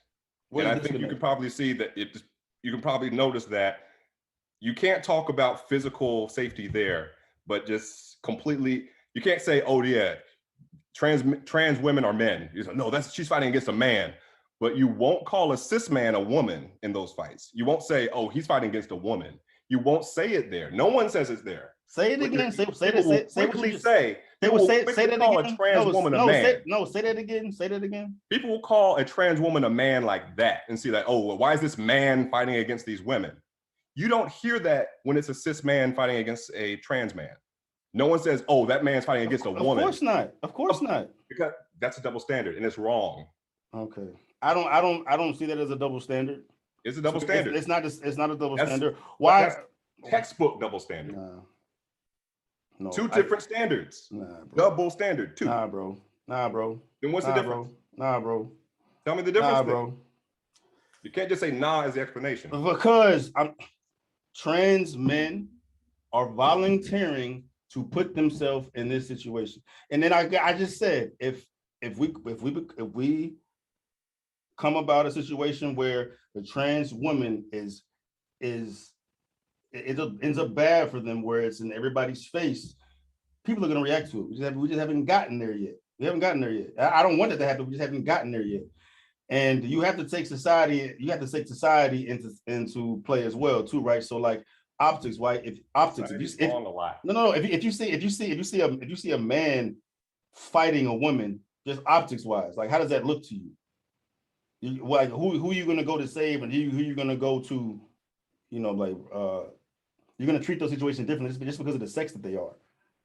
Like you're not gonna treat that situation equally. Like our conditioning, I got you, like same page. Our conditioning, we are conditioned to say with from Super Mario saving the princess onward. No.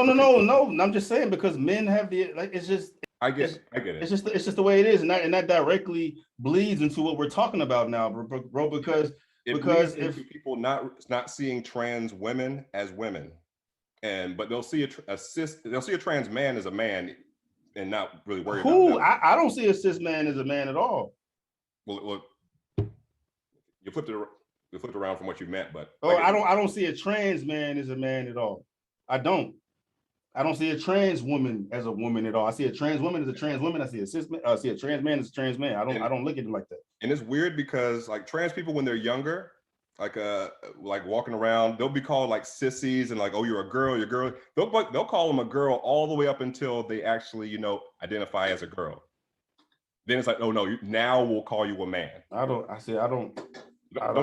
know how to do it. I'm just telling you how I perceive, I perceive reality, bro. That would never come to a day where I'm gonna address from the optics, right? You know what I'm saying? I'm never gonna address a trans woman. I'll address them or whatever the fuck they want to be addressed as. I'm never gonna see them as equal to a woman. I'm never gonna see a cis man as equal to an actual man. I'm never gonna get there. Yeah, that's fine because I think for the physiological aspects, that's an understandable position of where we've come up in all of that, because we still have the gender and born at birth part really still married together in our heads. So from from our standpoints there, I'm not going to fault you on that position. That's something that people are work. I was at that position at a part in my journey, so I can't fault other people where they are. Don't just see, that's crazy. That's crazy. That ideology irritates me, bro. It's like, because I've gotten to this point, I'm not gonna fault you from not being where I am yet. That's important. But no, it's not. Just no, it's not. Just no, it's not. Easy for me to just because not stand you and everything. Just because that's where you are. Where people, you got to meet people where they are. No, bro. You can live life the way you live life. Let me live the life that I want to live, and we coexist. I don't have to agree and like necessarily what people are doing, but as long as I give them the same respect that I expect, we good. Yeah. And like but that whole shit, just because I used to live that way, like I haven't gotten there yet. I will never get to the point where you are mentally, as far as how gender and sexuality is treated. The majority of the world will never get to where you are as far as how gender and sexuality is treated, bro. We live different lives, bro. This whole society, Western culture is different in every aspect. You can't expect people to all look at the world the same. Yeah, all you can expect is respect from the other party. And if they treat you differently based on how you are, that's the fucking problem. Okay. Gender is different. Gender is different because we literally have different parts. A lot of stuff within gender we made up as humans. We created sex. Fuck gender. Sex. There are literal differences between opposite sexes. Whether you identify, and I'm not talking about how you do the world. I'm talking about what you have. Well, what about people that are born with both or ambiguous physiology? Okay, yes, and that's like 1 in 2,000, bro. That's what it happens. That is an exception. That is an exception to the rule. So since it happens, you can't just I'm not talking about the exception to the rule. If I come across an exception to the rule, I'm gonna address that accordingly, bro. I'm talking about the majority. So how come we can't do that with the spy issue? Because for us, since you told me, since this happened one time, that you can focus in on it. Since people are born that don't fit in those boxes, you can't say, oh, well, in this case, we'll handle it on a case-by-case basis. No, I don't give a fuck what you identify as. In that point, the point is that you have that. It is what it is. This is reality. This is the reality we live in, bro. You have that. I know. There should be regulations in place to address that, and there wasn't. And whatever happened, and we got where we are, and that's what fucking made me say what I said. Okay, from a lot of that, yeah, we're on that is the assessment of how we are there. Stuff that but now that those things have happened and such, there'll be different responses and everything. It's not gonna get right every time. If it was a person that generally that has both and sees the world the way they see the world, that's irrelevant to the fact that you still expose the rest of the people in this room to this, and it was not prepared for, and it was just like, all right, I'm here, and the spa is. Now I'm not gonna, because like we said, I'm not gonna diminish any of their experiences at all, but I will say that it's interesting how we saw people react to empathizing with those people in that spa.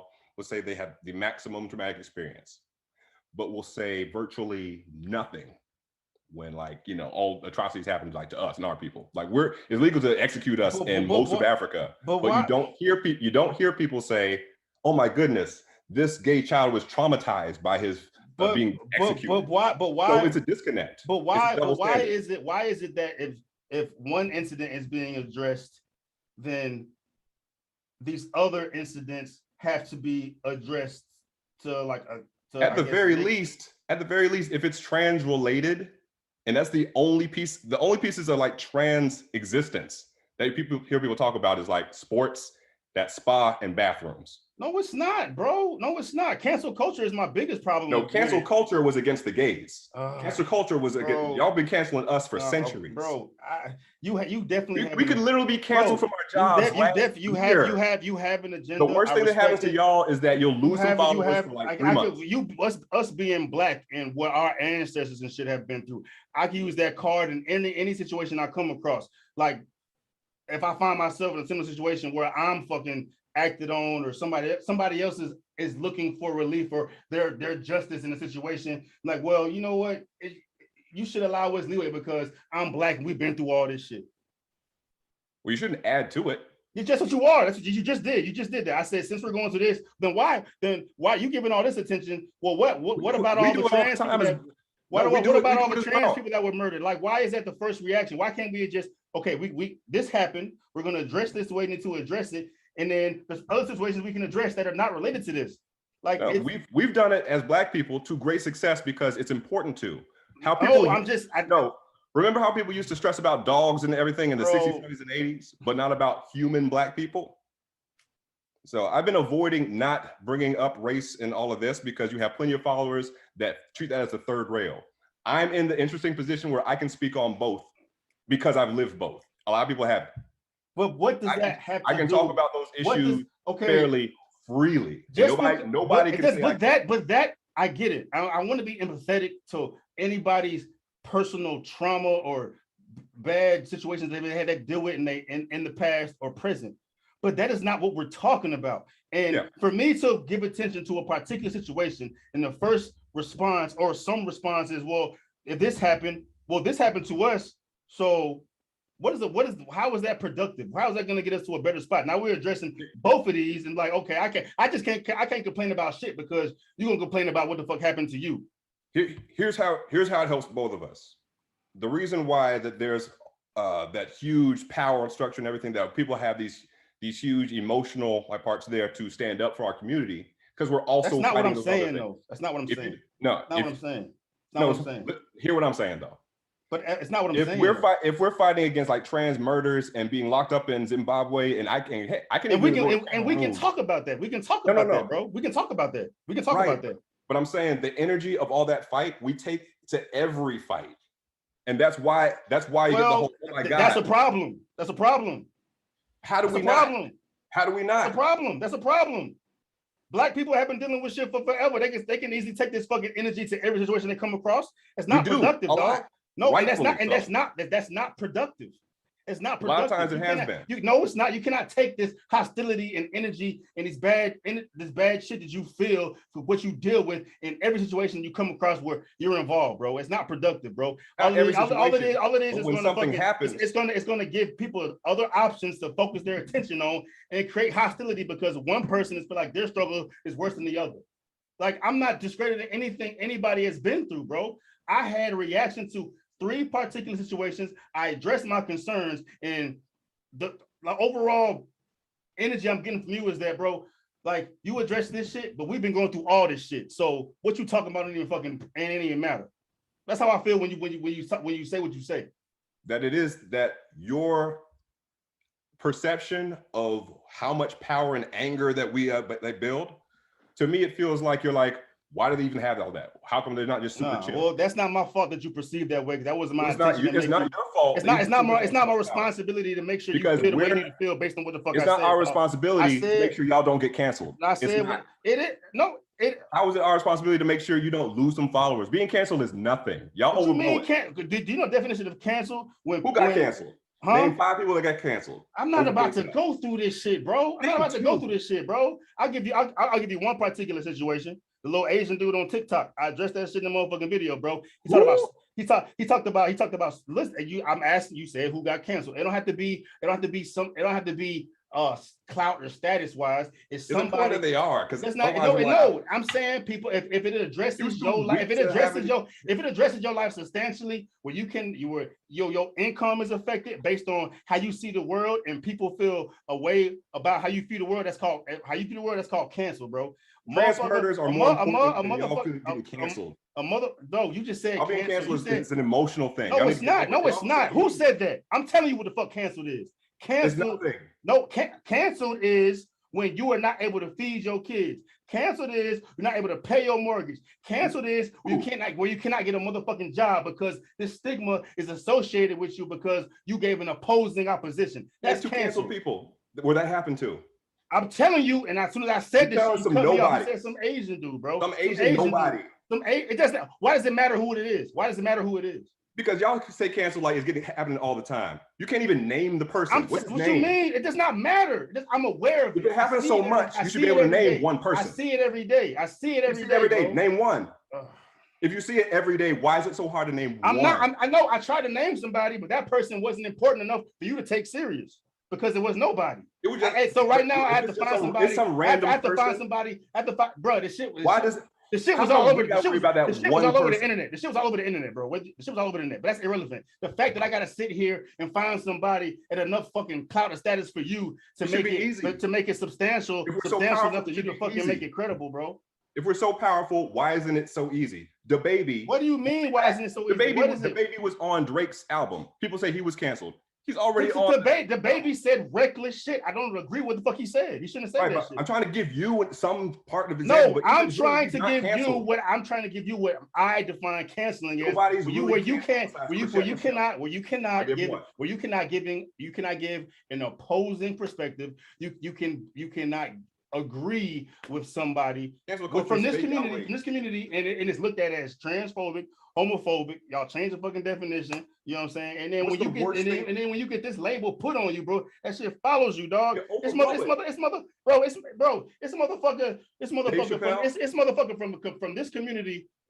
From this community, they went to this person's mother's business on Yelp and said, gay, blah, blah, blah, blah, blah, blah, blah. Ruin the fucking business for her because this dude said that, you know what? I don't want to get anything confused. I'm super straight. I'm a man. I like women. I'm not interested in anything else. That community took that shit. It was like, he's homophobic, he's transphobic, and ruined this shit, bro. This shit. Y'all have all these weird Yelp.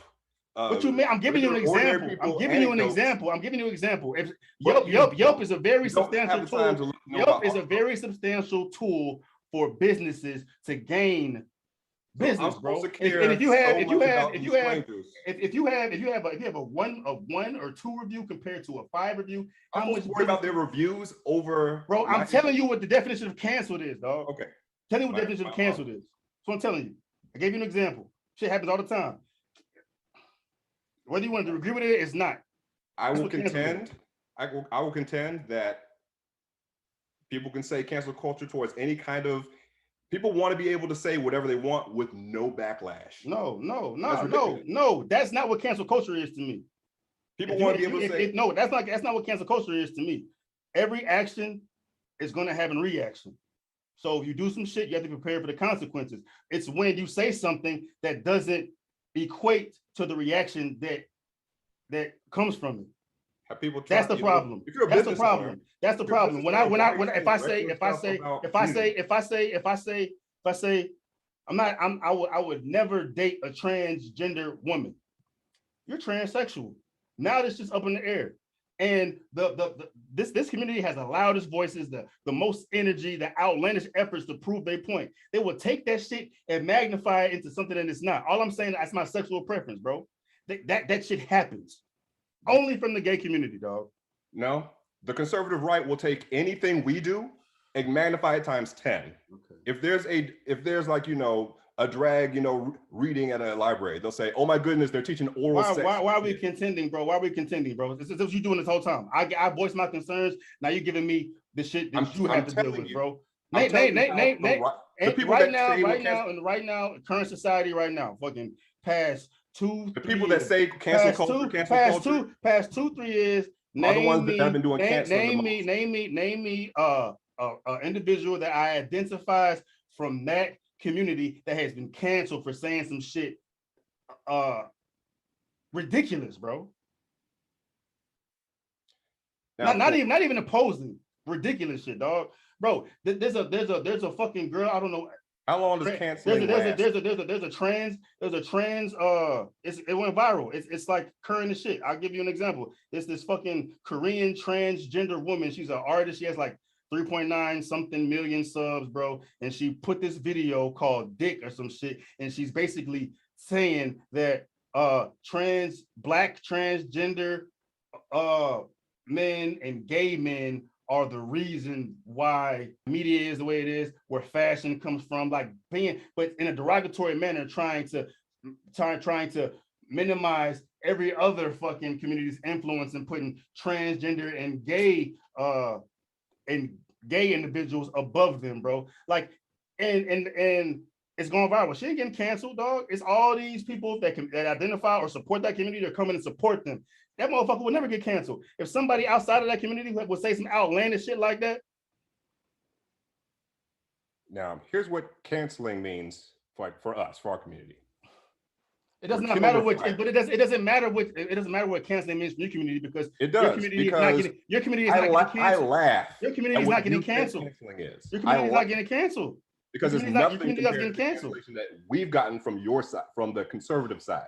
The conservative side that now is saying that cancel culture is bad. Like, oh my goodness, can't say what you want anymore. We couldn't even say who we were dating without being murdered, fired. Here we go. So y'all were like, oh no. Here we go.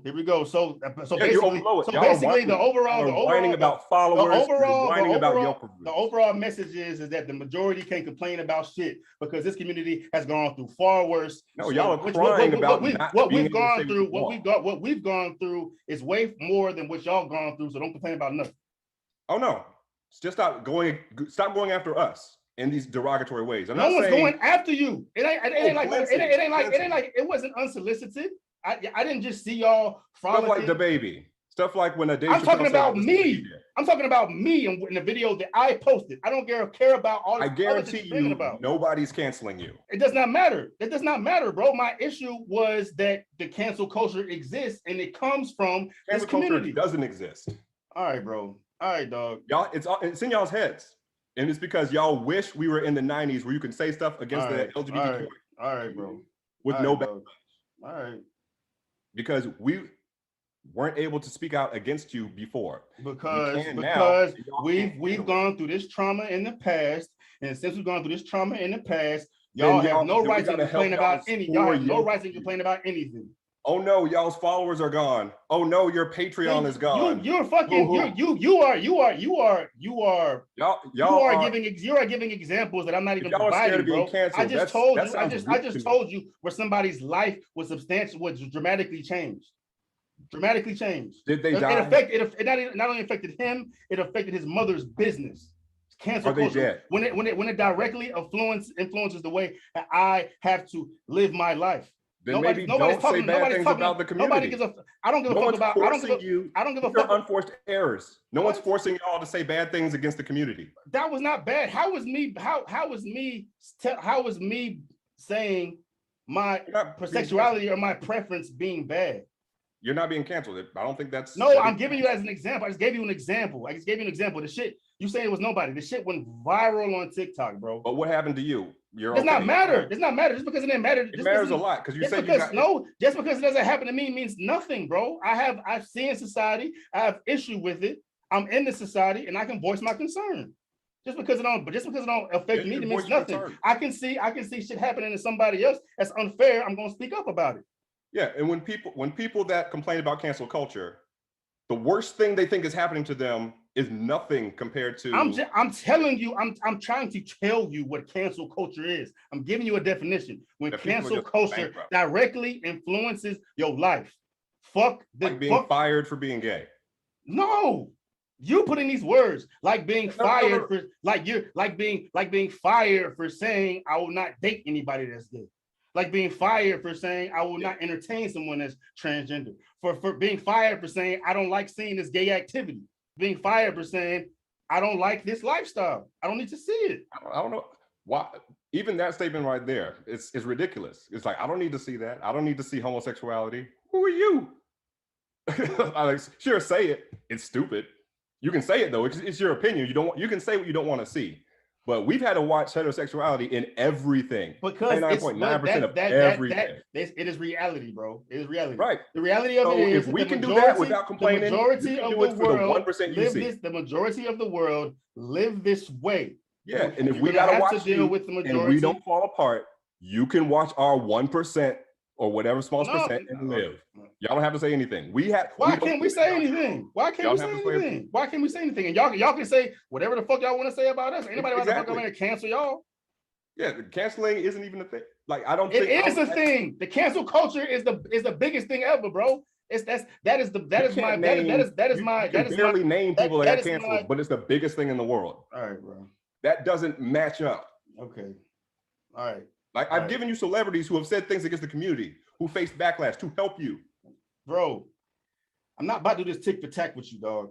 You asked me to give. But if you say something wrong, I'm not about to do this. I'm not about to do this tick for tack. You asked me name somebody that got being canceled, which I don't name some bro. random cancel culture. I did not name some random people from Yelp. I was trying to describe to you how this particular individual was affected by saying that his preference was what it was, and the LGBT community took hold of that as it being discriminatory towards them because he would not date anybody from that community, and he got canceled.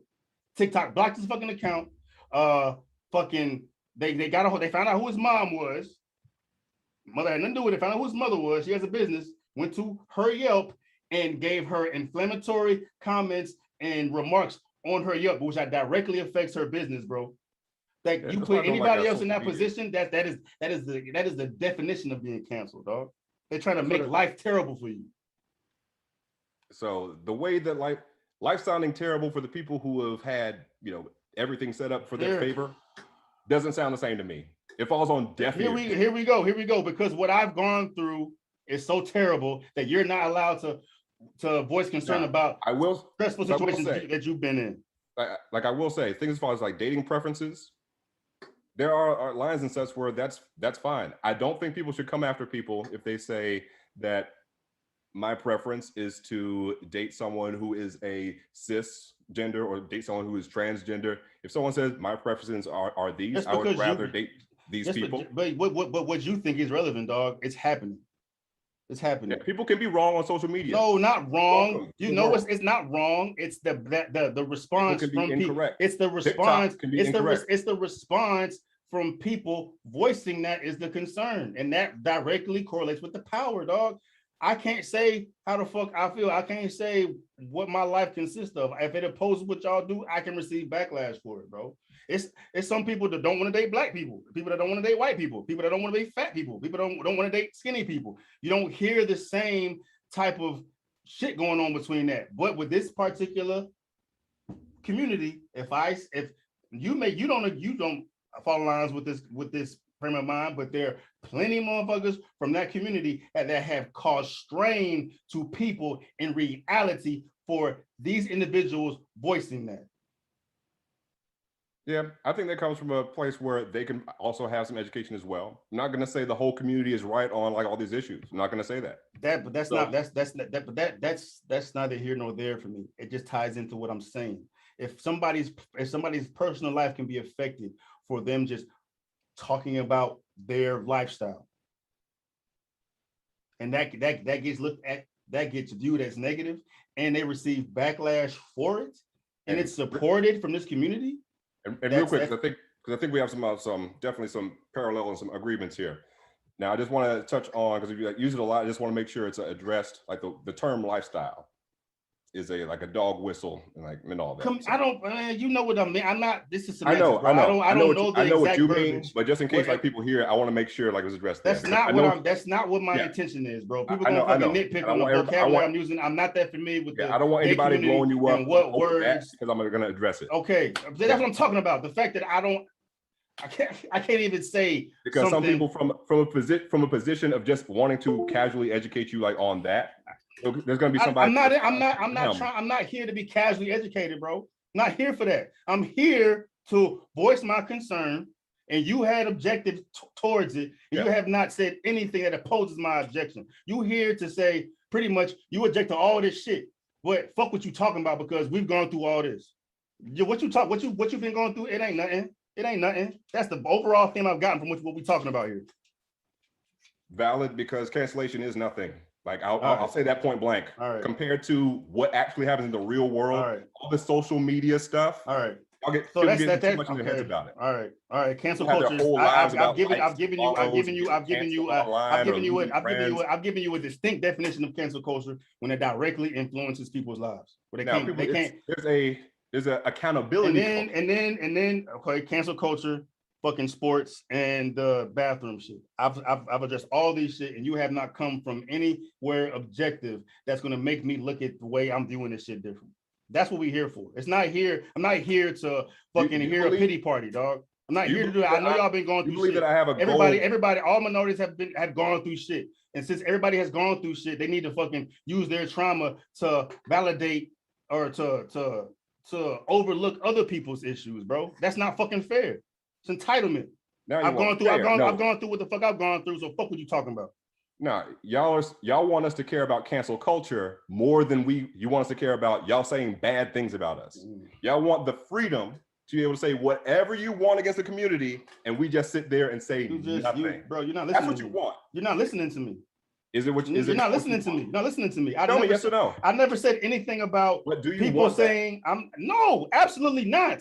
I never came here trying to substantiate that. I never came here saying people should say whatever the fuck they want to say, however the fuck they want to say it. I've been on the same shit. Respect, coexisting, and let people do what they want to fucking do. I'm not here to fucking be derogatory towards anybody. But if I'm just giving an opposition, a different lifestyle, a different perspective, as opposed to how you live your life, it's a problem. I never said anything about somebody being disrespectful. You flipping the narrative, dog. That's not what the fuck I've been saying. Oh no, it's an issue because it's not just.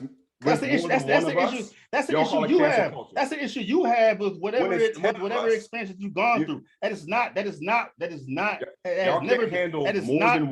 been my stance. Giving you backlash at once. Y'all don't like when multiple of us give the same response. No. You feel like you telling us what we know. Y'all are too unified. You are not listening to anything I've been saying, bro. No, you're not. You're listening to respond and then give me your viewpoint on shit. You're not taking in what I'm saying and digesting it, bro. I've been on your side the whole fucking time, dog. Like I want equality. I praise that. I want everybody to be able to move how they want to fucking move and life be fair. I've been on the same shit the whole time. But if it influences people, if it influences people's safety and livelihood, bro, that's a problem. And the only community that can get away with that is the gay community. That's my point blank period. No, we canceled Roseanne as Black people like that. We canceled her instantly.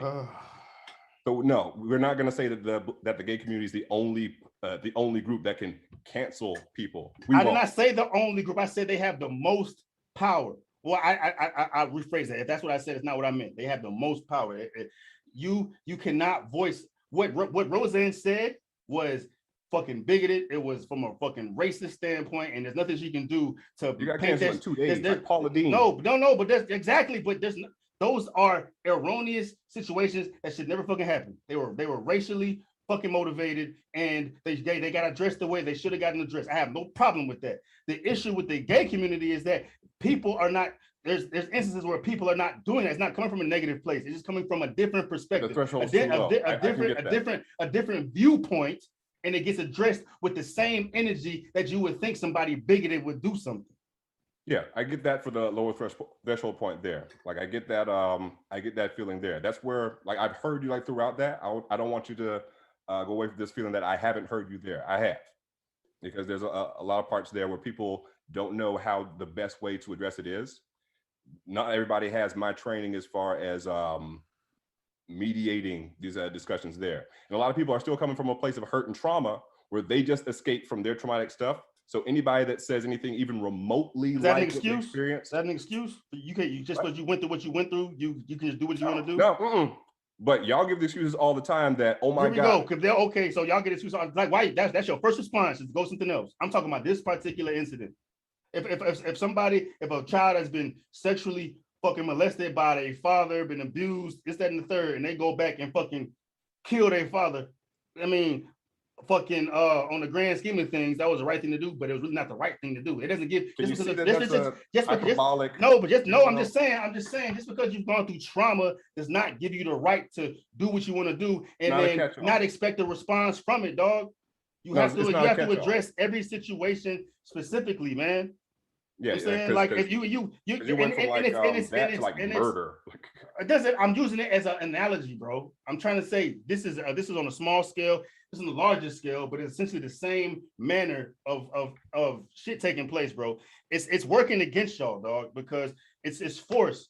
Why can't there just be a fucking smooth, like a more calm way of going about this shit? If you got difference in opinion, just talk about it, bro. It's literally motherfuckers out here trying to express their concern, their opinion, giving you just a difference in opinion, and it's come back with, well, you shouldn't be talking about shit because you don't know nothing about it, or your shit. We've gone through this shit, so you shouldn't be talking about. You shouldn't be complaining about anything. It's like that's not what I said. That is the energy you have this entire shit. The same way that I'm not gonna put words like in your mouth and all of that. So no, but as far as the definition of what you've given, as far as what people are afraid of, as far as cancellation and all that, what I'm looking at is that upper tier where like you're saying some wild stuff against our community, and you're complaining about likes. What we agree I'm not complaining about likes. Who said likes? As far as like, being, I don't know, what that guy having 2 stars on Yelp or canceled on TikTok or blocked from, I don't know. All right, bro. I don't know. I can't do this shit no more, bro. You ain't listening to me. You ain't listening to me, dog. Likewise. This conversation we're at the impasse where you want to be heard, and you're not hearing me. You just try to pity party on somebody's life being substantially changed. Oh, it just got some views on Yelp, or he got his shit got blocked or whatever, bro. Like, people look at the big picture. People's careers are on social media, bro. Like, people, if some people out here, if they fucking Instagram or YouTube or TikTok is canceled, they broke. That's a substantially affect this person's life because of something. If their life is so connected, maybe be more careful about what you say. No, it's not. Why would somebody need to be careful simply trying to express a difference in perspective? I'm not talking about the derogatory shit. That is not right. That is not right. That is not fair. Why risk it? What you mean? Why risk it? Because people have the right to express their viewpoint. Then you're risking the consequences. Oh, bro. Yeah, I'm not. Yeah. So if let me bring this back. So a person just solely saying that this is the life I live, or this is my sexual preference, that's a risk that they have to worry about, because the don't go to the other community we agree on, because we agree on that app. But I'm just telling you, because there's nowhere, not the majority. Nowhere in this entire conversation I've had with you have I tried to say that people can say anything they want about the gay community. I've never said that. My whole stance was people just expressing a difference in opinion, coming from a different viewpoint, providing a different perspective that is opposing what the gay community believes. And that's looked at as derogatory. For example, someone saying that they will never date a heterosexual woman, biological woman, saying that they will never date a trans man. That will get labeled as transphobic. There's plenty of stories out there where that happens, bro. But so what you just said is that people need to be more careful about what the fuck they say. So this person cannot say that, because they can say it. They can say it. But they have to be worried. They have to be worried about the backlash. I gotta worry about me saying I'm a man and I'm straight and I'm only gonna fuck girls. I gotta worry about that. How we've had to navigate y'all's world. Here we go. I say that. Okay, so are you done saying here we go? Let me know. You've been doing this shit the entire conversation, bro. Because it's relevant. Because you're not listening to it. Because what you're not hearing is that we've had to do it, and y'all expect us to forever. You say, don't put your sexuality out there. Why do I need to know what you're doing in the bedroom? Y'all are very quick to tell us to watch what we say. But when we tell you to watch what you say, then it's cancel culture. Nah, bro.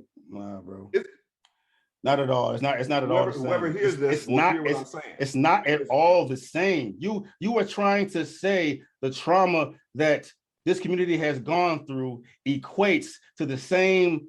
No, I'm just saying y'all keep that same energy for yourselves. No, it's not. No, how does that compare? How does that compare? Because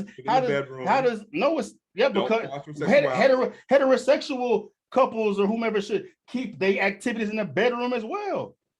No, y'all talk about as far as like sexuality, period. You don't want to see us on TV, not in any cartoons, not no movie. I said, so I'm saying that. I never said any of that. I never said any of that. You putting all this shit out there. You have an agenda. No. You have an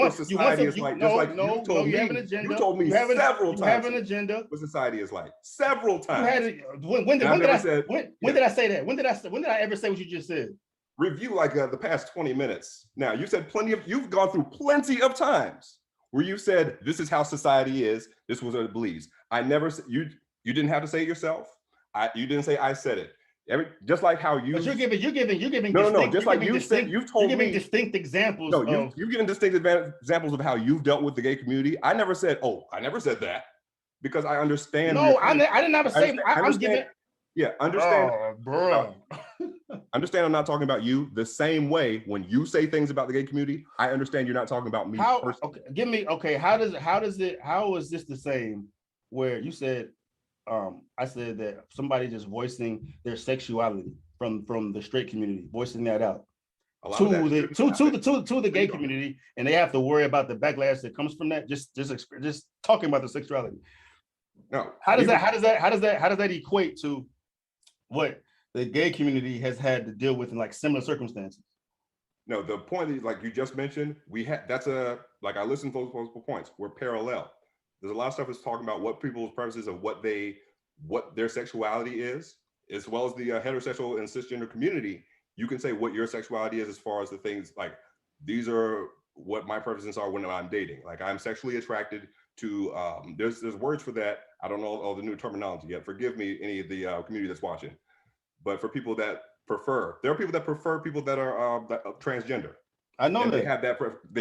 The same way that that's okay for them to say is the same way that I believe that the community should be able to say that if you want to date someone that's exactly.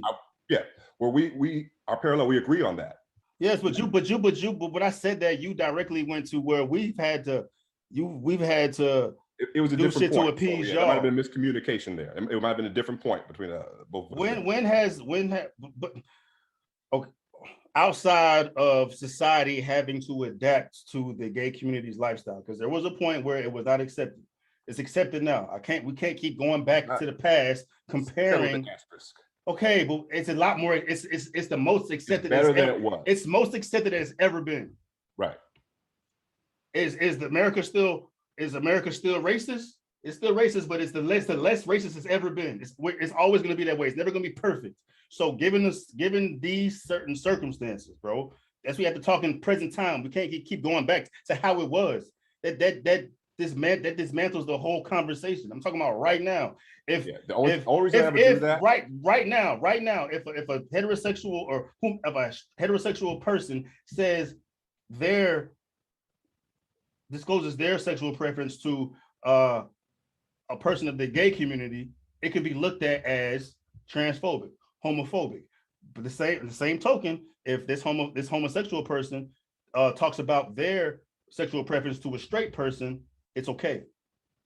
There's never been that right now, current state of society, you're not gonna get the same amount of backlash. Not even backlash, any backlash given to a straight person criticizing a homosexual or someone from that community's lifestyle. They're gonna get persecuted, dog. Right now, the way society is. Yes, however, not at the level that I believe people think it happens.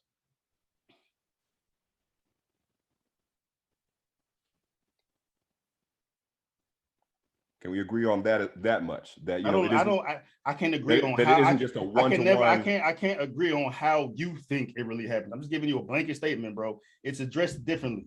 Heterosexual people, the majority, cannot express their difference in lifestyle to this community without the potential of backlash, when the homosexual or the gay community can express their lifestyle and receive no backlash for it. And if there is backlash from it, there's going to be consequences, repercussions. Red states usually do fine doing that all the time. All right, man. There's not as much, they'll say that in, like, churches. All right. And no one, who's canceling the churches? Churches is different, though, dog. Like churches, that's something we talking about. We're just talking about society, but I'm saying yes, it happens, and there are a lot of times where it shouldn't happen. And But that I think we're overblowing the times that it shouldn't directly happen. correlates into my video. When I said the reason why I believe this community has too much power is because what I just described to you exists. Because that power dynamic, the power is in the LGBT community's possession when situations like that arise.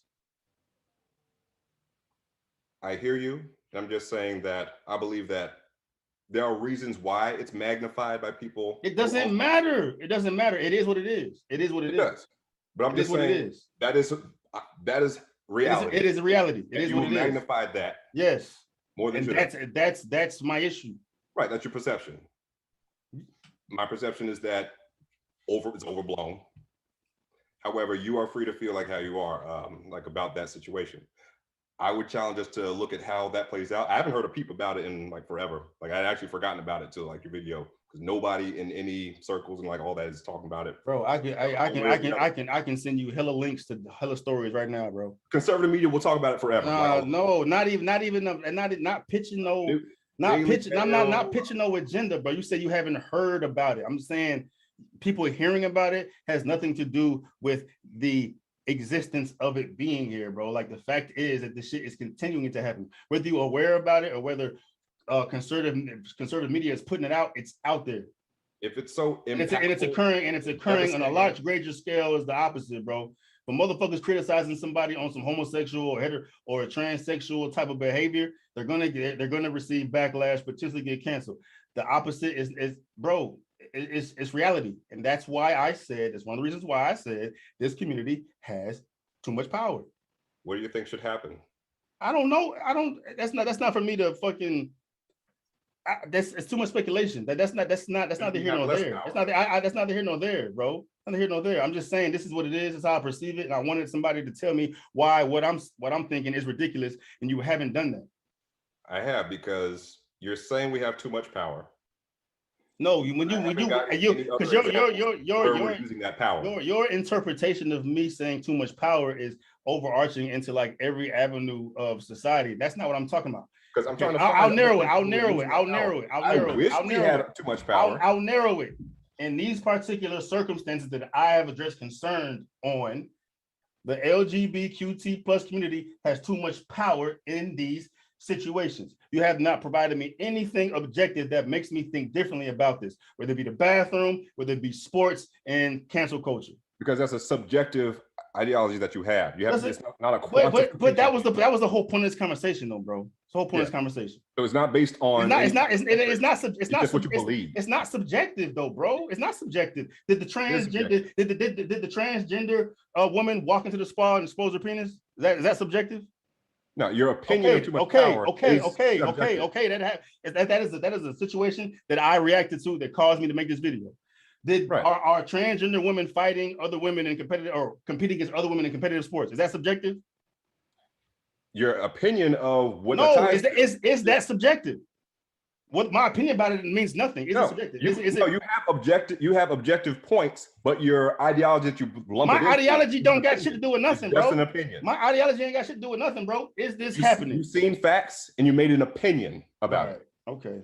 All right, bro. This you just here to argue, dog. I'm not. I was here for solutions. You told me. I'm not specifically. You weren't here for solutions. That was terrible. I'm here to hear an objective opposing perspective. What you have provided for me in every point I've made is that, well, you're experienced this and we've experienced that. No. Every time. No. Every time.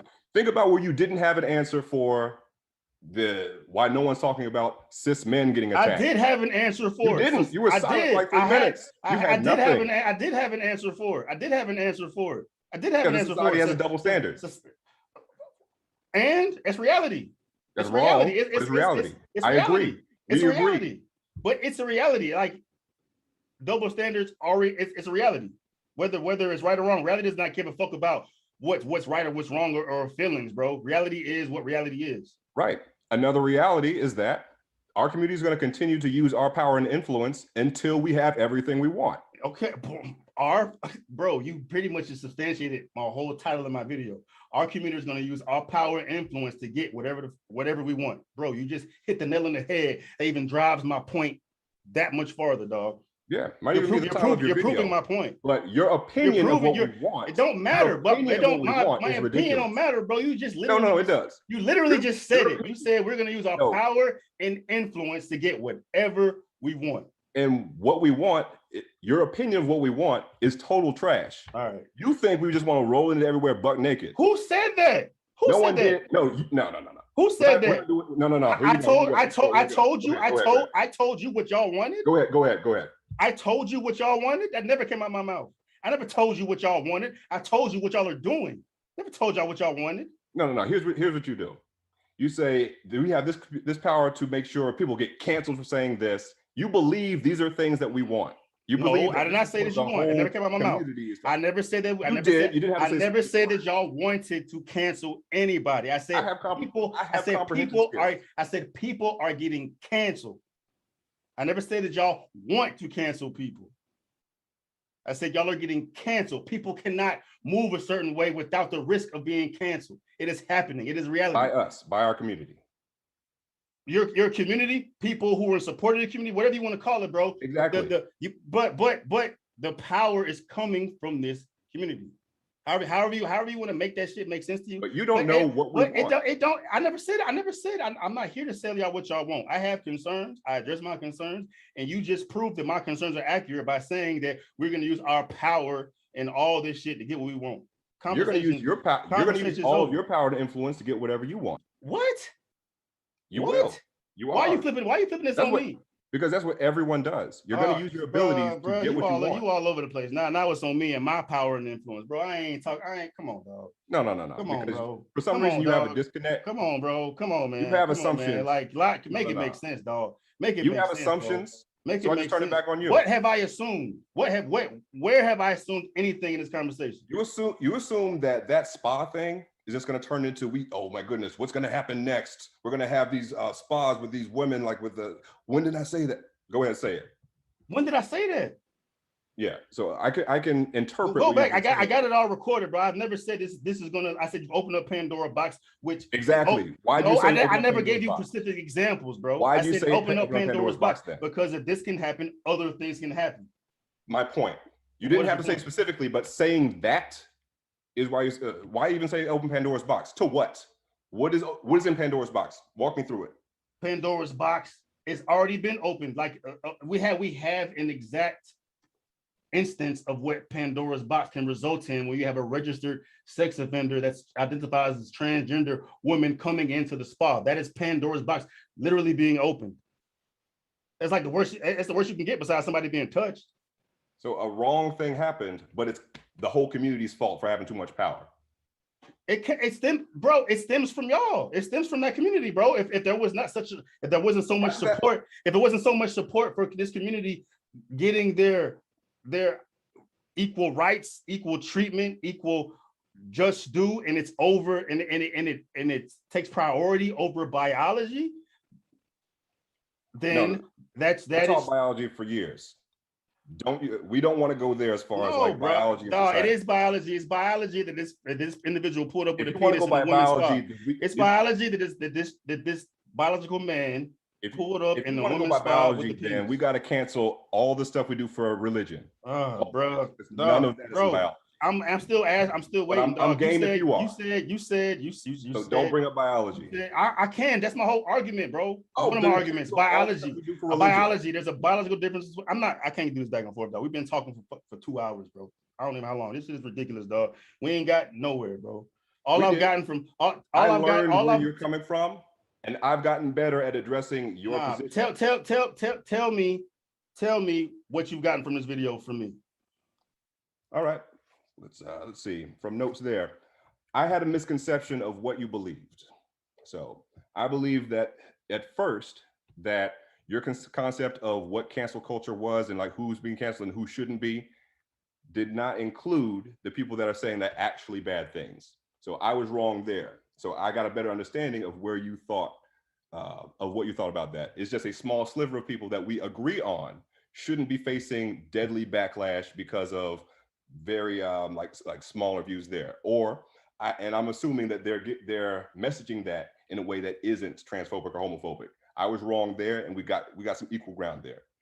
Two, we agreed on as far as like the physical like differences there. We had different points there. The tangents came together at different points there, but we had a lot of common ground as far as physiology and what that means in competitive sports. You said we're on the same page. So with that being said, do you think that it's fair for a person that is born a biological man, You're assuming a trans woman, or a biological woman? Is it fair? It's both. It's just that this side is getting more energy than the other. Do you think it's fair for a biological man that identifies as a woman that has gone through the necessary procedures that gets them to the level that is accepted by, whatever sport they're in, to compete against biological women? the part that made me say yes was the part that you included as far as they passed the metrics there. They passed the metrics that were. And you think that's fair? Yes, because the people that made the rules said that this is what makes it fair. So I have to. I'm going to defer to their profession. Why are you deferring? What? Like logically, bro. Logically, bring it. Like what they think means nothing.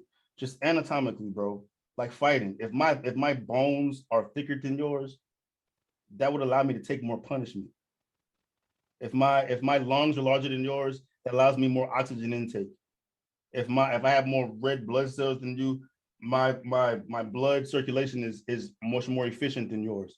Like there's so much more outside of just hormonal differences between a man and a woman. Just skeletal bone structure, bro. All of that gives the biological man an advantage regardless of what procedures they go through. Are those advantages?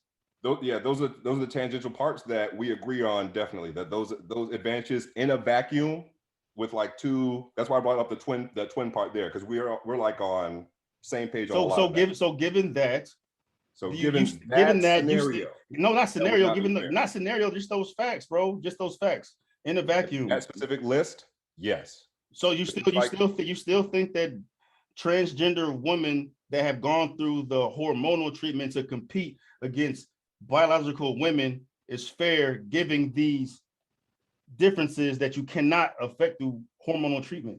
If all of these people were exactly the same physiologically, like as far as like either like all trans women or all cis women, then yes, I'd agree with you 100%. Since with reality and biology, there are ranges. There's room, just the same way we have different kinds of classes and divisions for boxing. It doesn't have to be like divided. It's not just divided by the gender, like for now, but even among those, other things are put into play. I agree that hormones shouldn't just be the end all be all. Like we're definitely on a lot of that. We're like right on there. It's a broken system right now that's making chaos and confusion. And why is it a broken system? Why is it chaos if only a small percentage of people are upset about it? Because it was not able to stand the test of time. I want to trans people are not new. I know. I'm not saying that. I'm just saying it's only a small percentage of people voicing their concern when the majority of people are fine with sports the way that they are. So how is it chaos? Luckily, we don't let the majority just always get to say shut up to the minority. I'm not saying that chaos. I know you're not, but I'm just saying from that point there. I'm not saying that's what your position is. But how is it chaos? How is it chaos if only a small percentage of people are affected and the majority of people are also a small percentage of society who's having a knee-jerk reaction to it, and it's not. But how is it chaos though? Not enough stuff is in place to make people like you and such feel like, hey, I understand how this is a competitive match. But how is it chaos?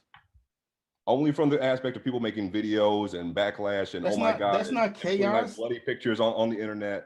No, that's not chaos. Or saying like, oh my gosh, word there, right? Chaos to me is the whole world is in uproar about. Yeah, hyperbole. Chaos was a wrong word. Yeah, so there's some room to grow. Yeah, so I won't hit the C button for chaos, because that's not what the actual part is. So yeah, point taken.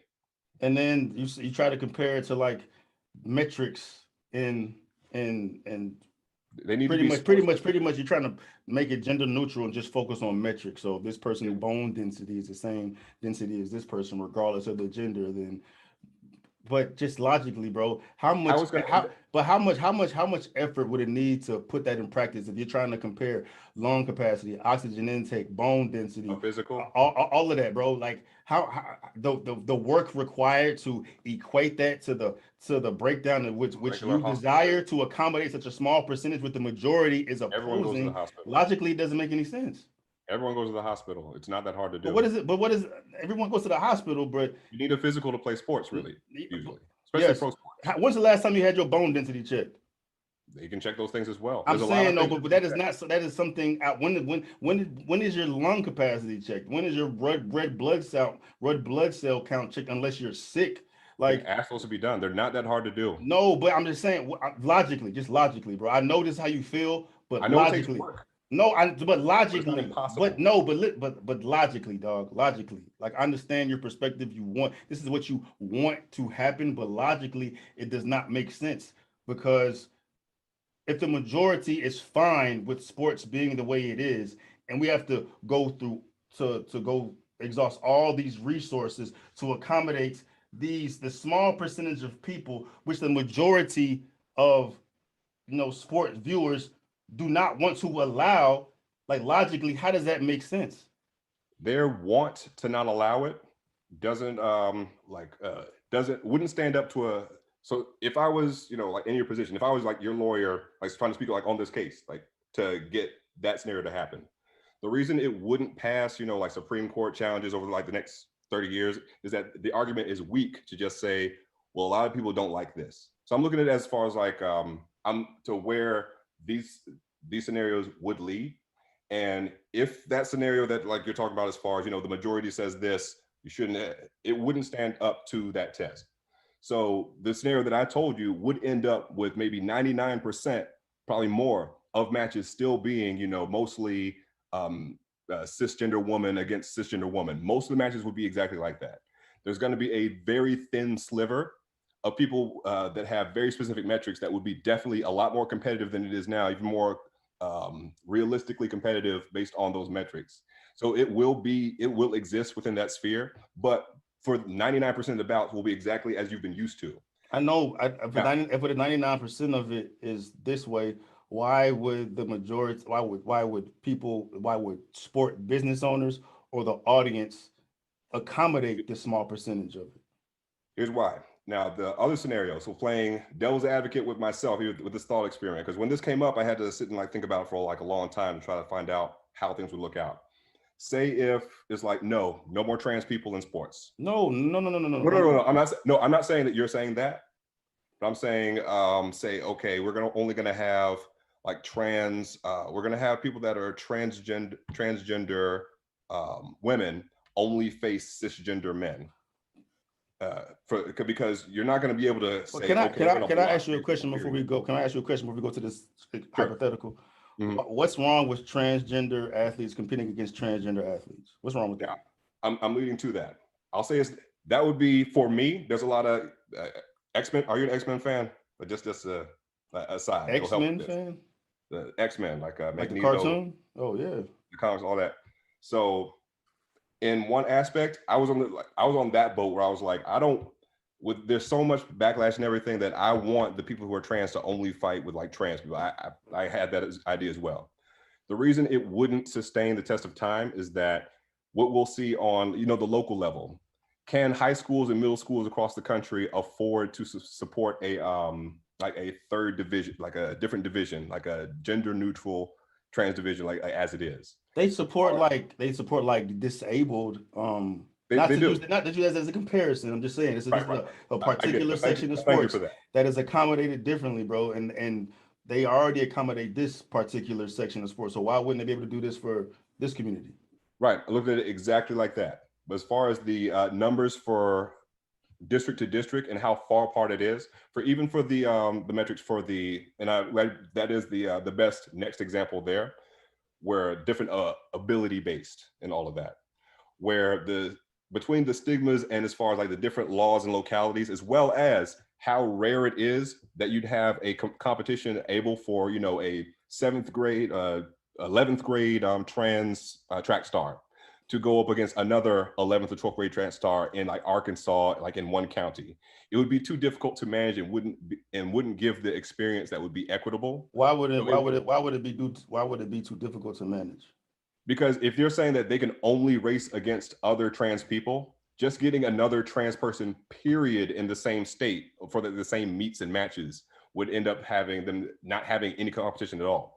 Or like the team sports. So if you're having a team where like only the like the trans athletes are playing, who else is on the team with them if that school only has one trans athlete? Because out of that. So just by the numbers game there, it would also end at the same Supreme Court case of another, like, I would rather be proactive in meeting the solution that fits in the middle of my Genosha kind of Magneto keep to ourselves part with your kind of with your like a mindset of what you have. I won't mess myself up by reducing it to a sentence.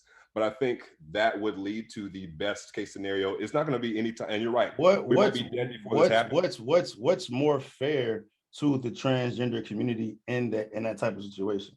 You know what I'm saying? Taking a transgender woman to compete in women's sports and a transgender man to compete in men's sports. Like, what's more fair for the transgender community? Wouldn't it make more sense to have them compete against each other to make it an equal playing field? I thought of that as well. You take into account as well that even among trans people, they also have different physiologies themselves. So it would be. But everybody has different physiologies within any given circumstance. Exactly. So that's what I'm saying. Those ranges that would fit for like the whole school, like the whole team sports like aspects would help fit all of that together, where people aren't excluded based on. I don't call it excluded, bro. Wrong word for me. My bad. Yeah, I didn't mean to use that word. Because that word has. I just feel like that you're participating in an equal playing field, bro. Yeah. So I don't have like all the answers like there with that. And I feel like that's a lot of speculation too, bro, because there's a lot of logistics. As fast as this community is growing, you don't think it would be outrageous to think that the trans community could configure their own athletic type of scenario, man. You know what I'm saying? Like you got AAU sports where kids literally travel from state to state to compete with the best, or with similar age groups. You know what I'm saying? Like that's currently happening right now. So if you have millions of trans individuals, which is gonna create a lot of athletes, why can't they fall along the lines of the same system? And then it makes it more competitive and probably makes them more encouraged to compete. Like, imagine the trans men being able to compete with other trans men and realize they're the best trans men out there, as opposed to a trans man competing with biological men. Like, that's discouraging, bro. Yeah, for that scenario, that would be one where, for me, as far as trying to protect, like trans like kids and teens against people that aren't educated and all that, I would like that scenario for their protection. Now, protection. What do you mean protection? Protection from what? Since their classmates and everybody else around them, the crowds, the fans, are not educated on anything related to. But you don't feel like that sounds like you discrediting the current climate of society, bro. Like, society is so much more informed on that lifestyle than ever before. But you're casting this net on them. Well, they don't know enough about us to. They definitely don't, this, bro. No, like it's better than it was. And they're never gonna know enough as an actual trans individual, nor should they. Like, I don't expect white people to know what it is to be a black man. I expect them to be able to accommodate whatever they come across in society, bro. Like.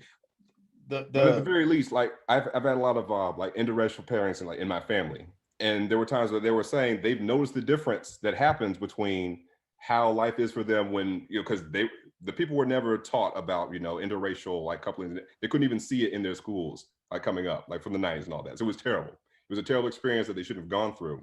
But they notice now with people seeing it more either in like a society and sometimes even in school and classrooms, where if there's an interracial couple for the teachers, parents, where that's interracial couple is not an issue anymore. This isn't Jim Crow no more. exactly. Interracial couples all over the place. But there's gay couples all over the place, bro. Like the gay community is represented substantially in media, far more than they're represented in society, bro. Like I just saw a stat where 26% of networks have a gay character in publicated shows in some form or fashion.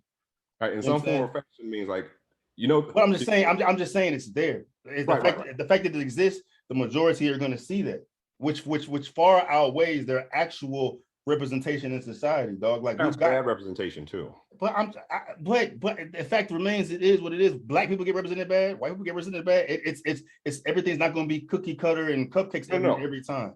I get your point taken. That's because that's an important point too. Because when in like the 80s and 90s, the only time you'd see a gay person would be they're dying, they're the evil bisexual Tyler Perry boyfriend or something. Bro, fucking True Blood, one of my favorite shows ever. My favorite character in the motherfucker was a gay character, dog. Yeah, Lafayette, love him. I'm just saying.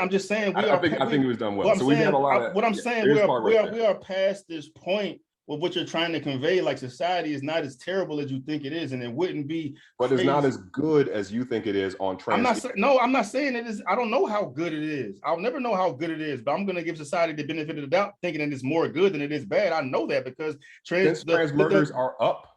The fact remains, bro. Has the gay community ever been in a good of a situation that they are in currently? Right. Like, okay. So all this other stuff, it could be better. Everything could be better, but we at a good spot. But I can't say that those kids are just going to be safe from bullying now, just because we feel like it's. But nobody's safe from anything, bro. People get bullied all the time. Like we can put something in place to mitigate that as best as possible, bro.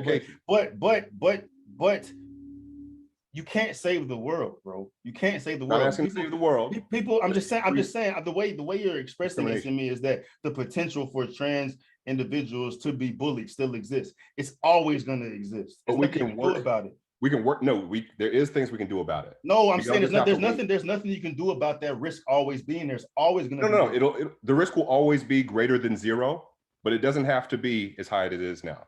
I know, but as high as it is now, the gay community has never been in the best position, as good a position as it is. We can keep dropping it till we don't stop. I understand that, and you dropping it or whatever that needs to be taken in place should not influence the majority in the manner in which it seems to be influencing them now, with the sports, with the bathrooms as well, bro. There's other things we can do to accommodate that besides what it is right now, because nothing is right now. It's just hey, this is what we're gonna do. Get out the way. Yeah, part of that with the reaction part too, that would help, as well as like even that part there. Part of education within like how people are part there can include saying when a cisgender heterosexual person also has preferences. Now, how they message those preferences can be good or bad, just like how we message preferences could be good or bad. So if do you think that the gay community can message that in a much harsher way than we can message that and get away from it and get away with it? Like, I'm trying to trying to get the difference in how that's addressed. You know what I'm saying? Based on what you said. Yeah, let me know if I'm like on what you're. Would you say that the gay community can be far more, harsh, abrupt, and aggressive in the manner in which they express their sexuality and expect it to be welcomed as opposed to like the majority? If they express their shit in their manner, it will be looked at as negative. Yeah, I'll give you an example with me as the bad guy there. Let me know if I'm in the ballpark. So if I say I only want to date cis men and trans men and like trans women and such, and I'm saying I never want to date cis women or something like that, and you're saying would you expect a negative response from society? Right. I wouldn't. You're right. I would not get the same response from saying those. And Right? if and a heterosexual was saying the same. Yeah. If I were to say, because I'm still cisgender, I still like present. If I were to just say like the other, I could get some people who say you're excluding trans people for being trans. Now, how I'm messaging that, if I'm saying I think that trans women are gross or No, but not that I or don't. even, It's not that deep. I'm just saying on face value, bro. How you conveyed it. I am this and I'm this and this is what I like. And you're from this community. If a heterosexual person says the same thing you said in the same manner as you said it, it can be looked at as negative from that community. It will be a different response. I agree. That's not fair. It's not. And And part of what I'm saying for like the education can help people understand like how messaging is, the things that are bad with that and the things that aren't. Just like people that but what's bad? But what's bad with how you said it and compared to how a heterosexual person would say it, they said it the same way you said it. What's bad with either of those situations? think of it the same if I say, because this comes up a lot too. Like, No, but I'm saying no, just based on what you just said, based on how you said that, expressed your sexuality in the manner in which you said, there was nothing wrong with that. Nothing wrong with that at all. No message was it could have been interpreted as negative or trying to be derogatory towards someone else. This is what I am, this is what I like. If a heterosexual person said this in the same manner in which you said it, it can be viewed as negative, bro. Yeah. Regardless of the message being harsh or whatever, that's not what I'm talking about. If they're messaging that harsh, that's on them, and they deserve they deserve the backlash that comes to that. But if they're taking the same approach as you and they receive backlash for it, which is happening, that's not fair. And that's why that's part of the reason why I made that video. I think that's a common point there. And part of that, as far as messaging and what that means, because that parallelism has to exist. Because I think that parallelism is important for as far as understanding where people are coming from so that they feel comfortable. I want everyone to feel comfortable saying, this is what I like. Why do you think it is the way it is, where it can be, where it's okay for this community to do that, but it's not for this community to do the same thing? Why only because like, and here's my guess, only because I'm not trans. I can only try to guess. Not trans. It could be right.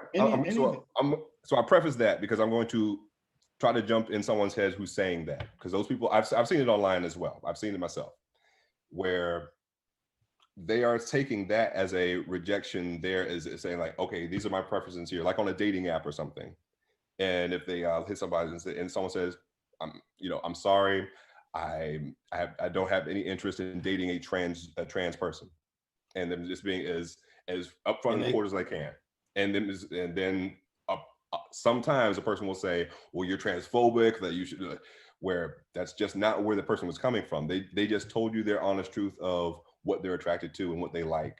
And I think there needs to be. Why do you think that is being allowed, bro?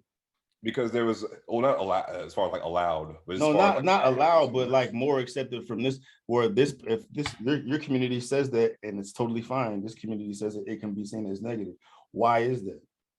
Only because the people that are saying that, a lot of them are coming from either a place of not from the people that come from a bad place. People just no. As you described. I'm not saying that. I'm saying they're transposing what they have heard said in other ways to the wrong people. So they're putting it in the wrong place. Is that fair?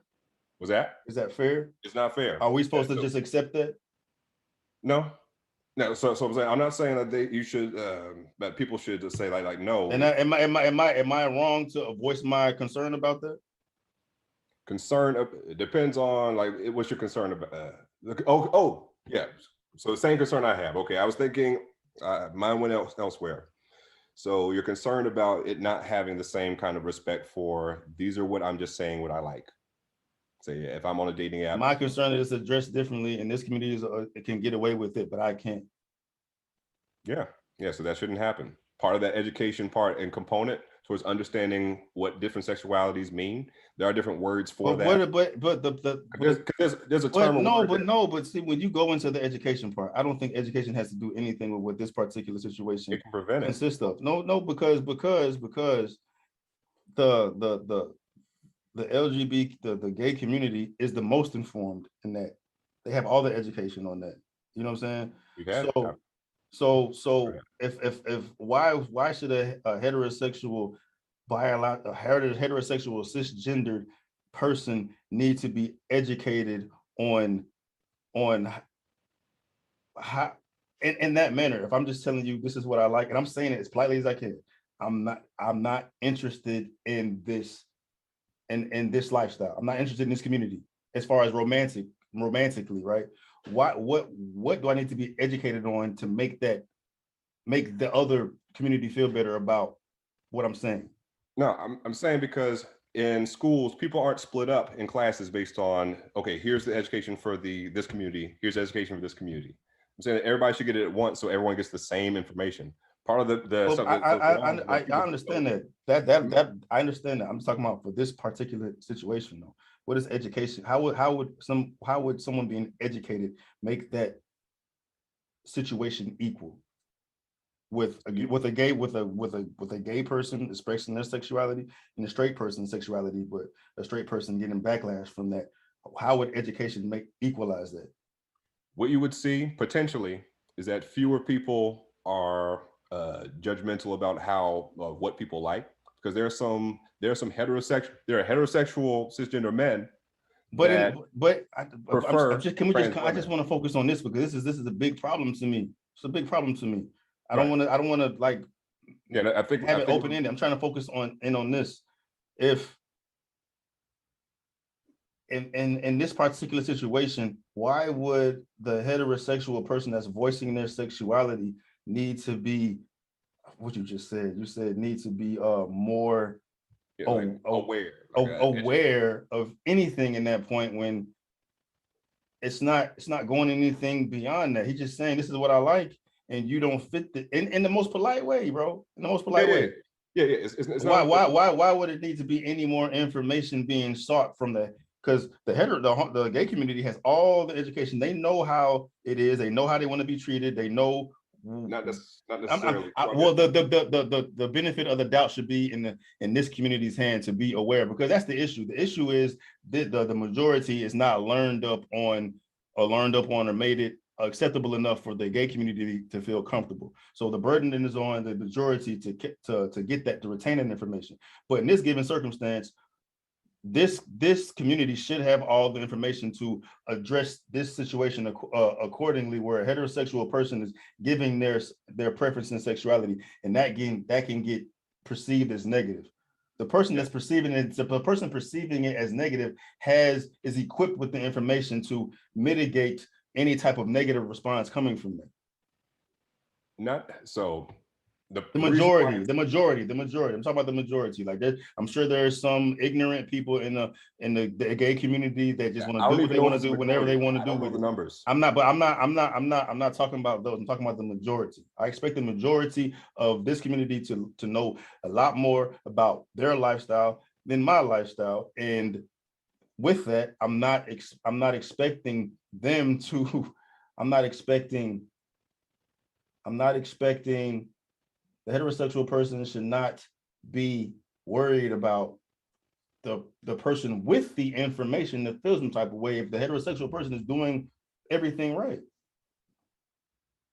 Well, the patchwork that exists now for the scenario of like most people knowing, like all those ins and outs, it doesn't exist because there's no education that's, throughout. So a lot of people like me, like I know the differences when people are saying it in a way that's, bigoted in a way that aren't. I wish more people did, and the only way to get that is if that's part of education, just standardized. But the gay community, when you say there's no information out there to make this part, there's no information out, or there's not enough information out there the information out there is for the majority to learn to make this group feel more comfortable, right? No. So okay. I think because people don't know if they're a lot of times that like through school, people aren't sure if they're in the majority or in that minority yet. So it only makes sense to make sure wherever you end up, you have the understanding to know these are what boundaries are. Like this is why you shouldn't just try to make somebody like you. This is why it's okay for I this don't person. want. I don't want to get off track because it's gonna mess me up, man. No problem. I think because the gay community, like this is the community that wants to be treated a certain way, right? we want to be. Let's see the treatment that the I'm same just saying treatment. they if you have questions about your sexuality, there should be information out there to help you guide you on your journey. That's not the information I'm really talking about. I'm talking about the information that's going to make societal interactions better. You know what I'm Right. saying? That's information I think should be in. That's what I'm talking about, right? But Right.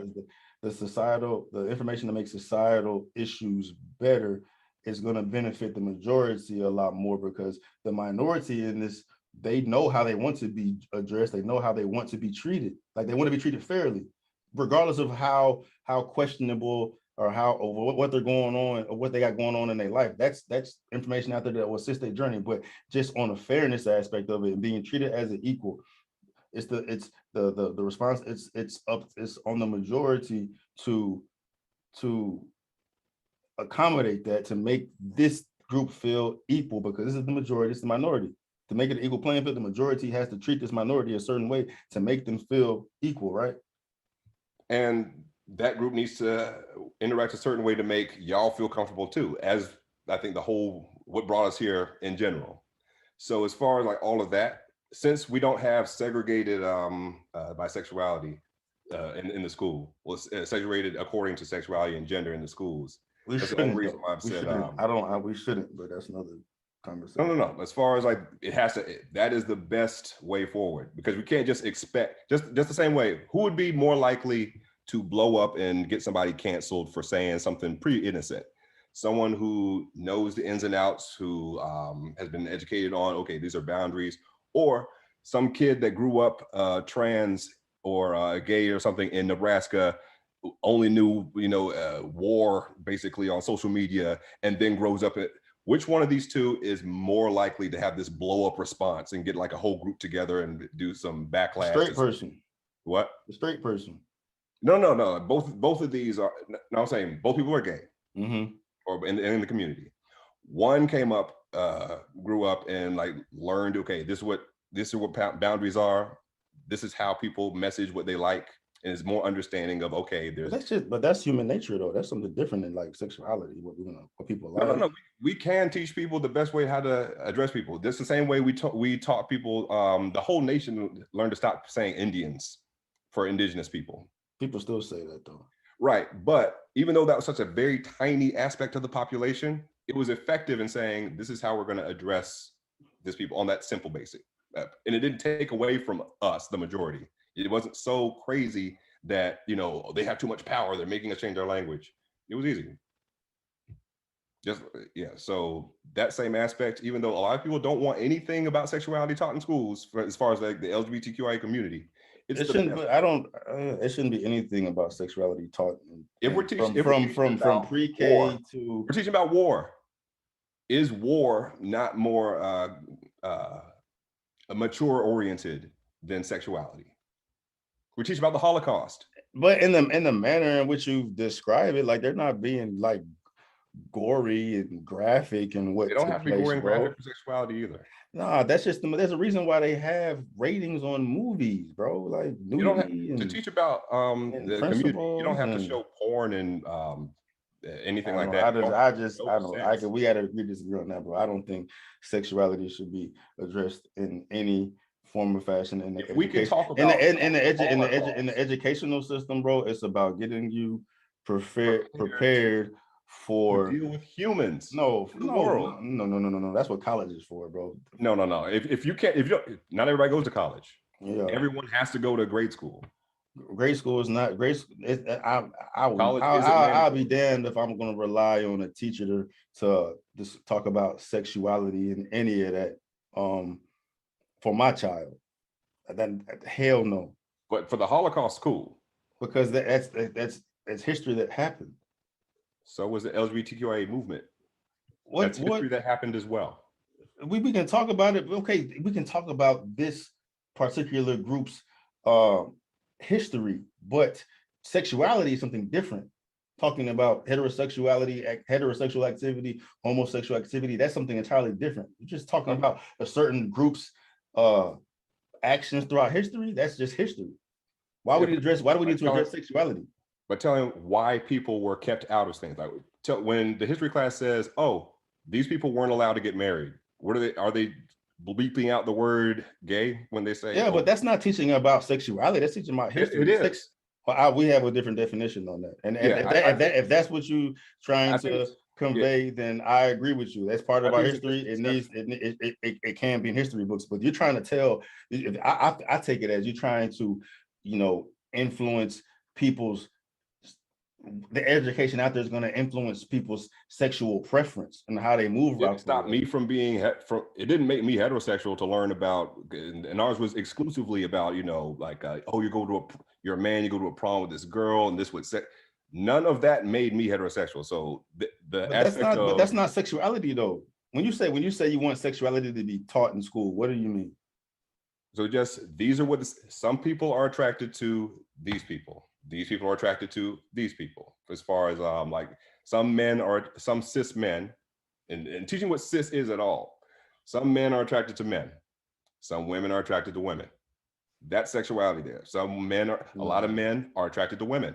Mm-mm. That's all it is. Because they don't teach that in school right now. The birds and the bees. They should. The birds and the bees are discussed at home. Is ridiculous. I'm just saying that's what you're essentially saying. Birds and the bees means the parents talking about this uncomfortable conversation with their child. So in grand scheme of things, for me, any of that relating to that. Why are we trusting parents to know all these ins and outs about sex and diseases? When did the parents learn? No, there's nothing to learn. If it just comes to, there's people out there that are attracted, there's men attracted to men, there's women attracted to women, all this and the third. What is there to lose in translation?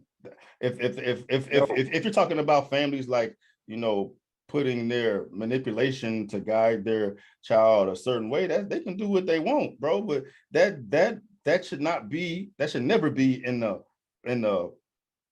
control of the education system. I'm not. Why not? Because I don't feel like any principles, theories, lifestyles, sexuality, anything that's like politically lifestyle based should come from education system from pre-K to high school. When you get into the higher, say it again. That's what a lot of people feel, that parents should be the one teaching about Black history and racism. No, there's a difference between talking about racism and talking about the historical context of racism. When schools can go through what happened historically through schools, but if school is going to tell you what it is to be racist, this, that, and the third, they shouldn't be doing that.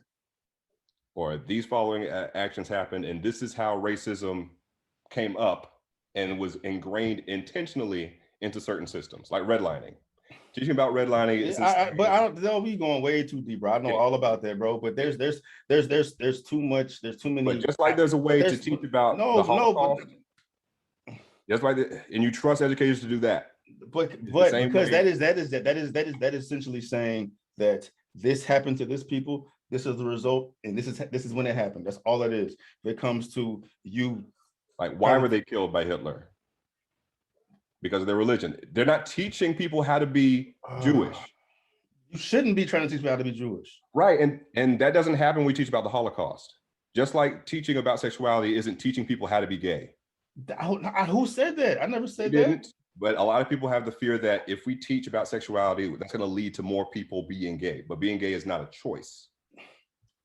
Bro, even if it's being gay is not a choice, if you putting certain information on people in certain parts of their lives, they are influenced by it, even if you're not gay. If you even if you're not exposed to it, you could experiment in it. You know what I'm saying? You could be more entertained to go that route because it's in front of your face at this part of your life. And that's why it should only be addressed in certain stages of people's life when you know who you are. You know what I'm saying? You can't. There's a reason why marijuana is, like they say, it's a gateway drug. You smoke marijuana, so potentially you may do this, you may do that, you may do this, you may do that, because that door is open, and there's things you may entertain a lot more, especially given the age that you are, because you're not able to make as rational decisions as you are as an adult. Well, does learning about the Holocaust make people into Jewish or Nazis? No. But who? But So why is that? Why is that an argument? Overestimating what that. Why is that? Why is that an argument? I'm not aware of it. But when has Holocaust been taught in the history book that has influenced people's acceptance of a certain religion? Right. Just the same way no one experiments with Judaism after learning about it. No one experiments with Nazism after learning about the Holocaust. So you don't think people experiment with their sexuality? If they're trying to find out that's ingrained in them. No one can suggest enough to you at whatever age they say that, I'd like to have sex with a man now. No, you're making it too specific to the point, bro. If you are not prepared to receive this information because of the lack of experiences you've had in your life, you're more susceptible to be influenced by shit you're not prepared for, man. If you give a 3 or 4 year old the option and make them aware of these different types of lifestyles and they out there, they're going to entertain those, bro, given if they're straight or not. And then if time goes down the road and they realize that they weren't this, and it's why wouldn't you give people the opportunity to receive what they're prepared to receive given their particular age in life? It seems like you're not getting how we grow up with heterosexual influences all our lives, but still end up gay. No matter, we had an ocean. I know. You literally did not hear what I said. I'm talking about. I did. I'm talking about solely experimentation, bro. If I don't know how it works, I don't know what the thing is out there. If you born gay, you can be gay. I don't know what is out there. There's nothing that you can provide that's going to tell anyone substantially how it is to be gay. It's biology. It's different. It's different. But you don't. Bro. There's nothing out there. Everybody experiences life differently. Everybody experiences life differently. So let them experience their life enough to be prepared for stuff that they may potentially not be prepared for, man. And I'll be damned. They're prepared to hear about the Holocaust. I would be damned, bro, if my child is in 2nd grade and the teacher talking about homosexual, transgender, transsexual. They're going to hear that from their friends in social media. That's fine, but that's on. Wouldn't you rather be taught by a professional? No, their friends on TikTok? No, absolutely not. Absolutely not, bro. That is my responsibility to prepare my child for what they could potentially face. You don't know the ins and outs of sexuality. I don't need to know the ins and outs of sexuality. I don't need to know that. I don't need to know that. I do not need to know everything about everything to prepare my child to be. You don't have to know everything about everything. Yeah, but you throwing this out there. I don't know. I don't need to know everything there is about to be this, that, and the third. I know what's going to place my child in the best position to be successful. Most parents, I know what's going to. I know what my child needs to have to prepare him to be in the best position to be successful, bro. And if he comes to a point, if he comes to a point in life where there's things he's questioning things, well, we will address that situation accordingly, bro. But I'm not gonna bombard him with information that is irrelevant to his specific stage in life, dog. Am I gonna allow my 3-year-old or 4-year-old to see what sex look like? Am I gonna allow my 3 or 4-year-old to see what a rated R movie? Why are you going 3 and 4-year-olds? Am I gonna? I wasn't talking about 3 and 4-year-olds. I'm using it as an example because that's happening right now, bro. No, because people always go towards 3 and 4-year-olds that are not even in preschool. That is happening. That is happening, bro. There is information out there that is substantially gonna. But you always go towards the most. I'm not going to the most. 5, 6, 7, no, 8. High school. High school. Oh, I said pre-K to high school. I've been saying that since we had. Sure, then say 9th grade. Don't say 3 years old. Bro, I said pre-K through high school. I've been saying it the entire time. I've been saying that to you the entire time, but now all of a sudden I'm saying that now you have an issue with it. I said none of this shit should be addressed. Your go-to age was 3 years old. No, okay, 5, 4, 5, 6, 7, 8, 9, 10, or 11. Bro. 14. Deal? Man, I went like way high. I'm not about to do this back and forth, bro. In high school, in school, period, they should not be influencing people's sexuality through curriculum. Point blank, you point believe blank, it's point blank, influencing, period. but that's incorrect. Point blank, period, bro. They can tell you, they can tell you about the state of society and what we got to, and this particular demographic lived this life a certain way, and the majority of society had issue with it, and it caused this, that, and the third. That's fine. That's part of our history. But I'm not about evolution is taught in school. No, it's not. No, it is not. It is. No, it is not. There's some schools that's taught something. Some schools do not. I taught biology. It's in the curriculum. It's not in I every taught it school, literally. bro. I was paid not, to. It's not in. Baby, that's anecdotal, bro. Okay, you taught it in school, but evolution is not taught in every school, bro. Not every school. That's crazy. You just said that. You just said that. So you just most schools do. Man, I know this as a fact. I know education. All right. You can call me out for anything else. I know more than you about education. All right. Okay. All right, dog. All right. Just so you know. At the end of the day, we got to agree to disagree. I'm not for sexuality being addressed in school at all. There should be outlets in place where people have questions. They know these outlets exist. They can go through hopefully, this shit. If any of your kids do happen to have those questions, hopefully they don't see some of your videos and think that it's unsafe to talk to you about it. From this conversation, you felt like it would be No. You've gotten homophobic or transphobic vibes from me through this conversation. No, I'm saying if they're never taught about sexuality at all, they're not going to be able to see what you said through my eyes. They will be able to see how I am by me being a parent and seeing how open-minded I am. What you talking about, bro? They don't need to be a video to represent how I am given this certain specific community, bro. They're gonna know their daddy is down for them, and regardless of what the fucking position they in, they know I'm gonna ride or die for their ass. Point blank, period. That's how a lot of coming out stories that they have to get right. I don't care about that. You relaying this directly to me. All this other shit that you talking about don't matter. I'm talking about the way it is right now, bro. Regardless of what my child is gonna be, they're gonna be prepared to go through whatever the fuck they go through and be okay with their life, dog. That is good to hear, and I appreciate that. Yes, I think we did have a lot of common ground. There's some stuff we're not going to agree on, like just as realities of things. Did you have any questions for me as far as what you believe, or questions about the community? Any kind of what's next, or I still stand on my initial statement in my video, is that in this specific arena, this specific area, the LGBTQ plus community has entirely too much power. You highlighted that for me. We have power, we have influence, we're gonna use it until we get what we want. Out of all this stuff that we've discussed, that's the main thing I take from this. Yeah, I don't think we have enough power, but we're gonna agree to disagree on that. No, I'm talking about in these particular situations. I'll agree with you. Y'all don't have enough power and everything because y'all don't represent enough of the majority. It's working on that. Black folks don't represent enough of the majority. We're working on that. Women, all that. We don't have to have numbers. We are in that direction. But my main points that I've been addressing this entire time, nothing that I have gotten from this conversation makes me feel any different. And you've substantiated my viewpoint by saying that only because you heard it how you wanted it. No, you just said it. You said it. And I will record I'll say it again. I'll make it an easy clip. We're going to use our abilities and our power to achieve our objectives, get what we want. The things that you believe that you might, I won't say that you will. I won't make that assumption of you. I'll give you the benefit of a doubt.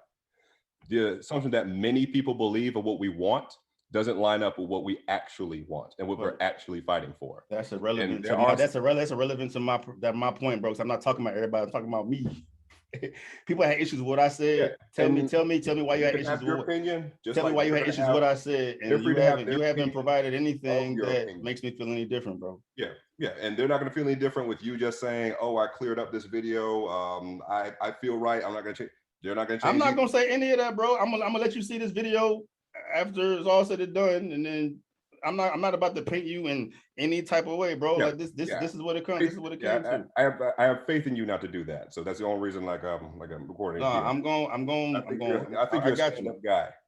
Yeah, we're going to disagree on some points, but that's where society is now. I think you and I have had the probably the best chance out of a lot of people we talk to and everything within the communities to at least have some dialogue at all. I've had a bunch of like productive dialogue since I posted that video, bro.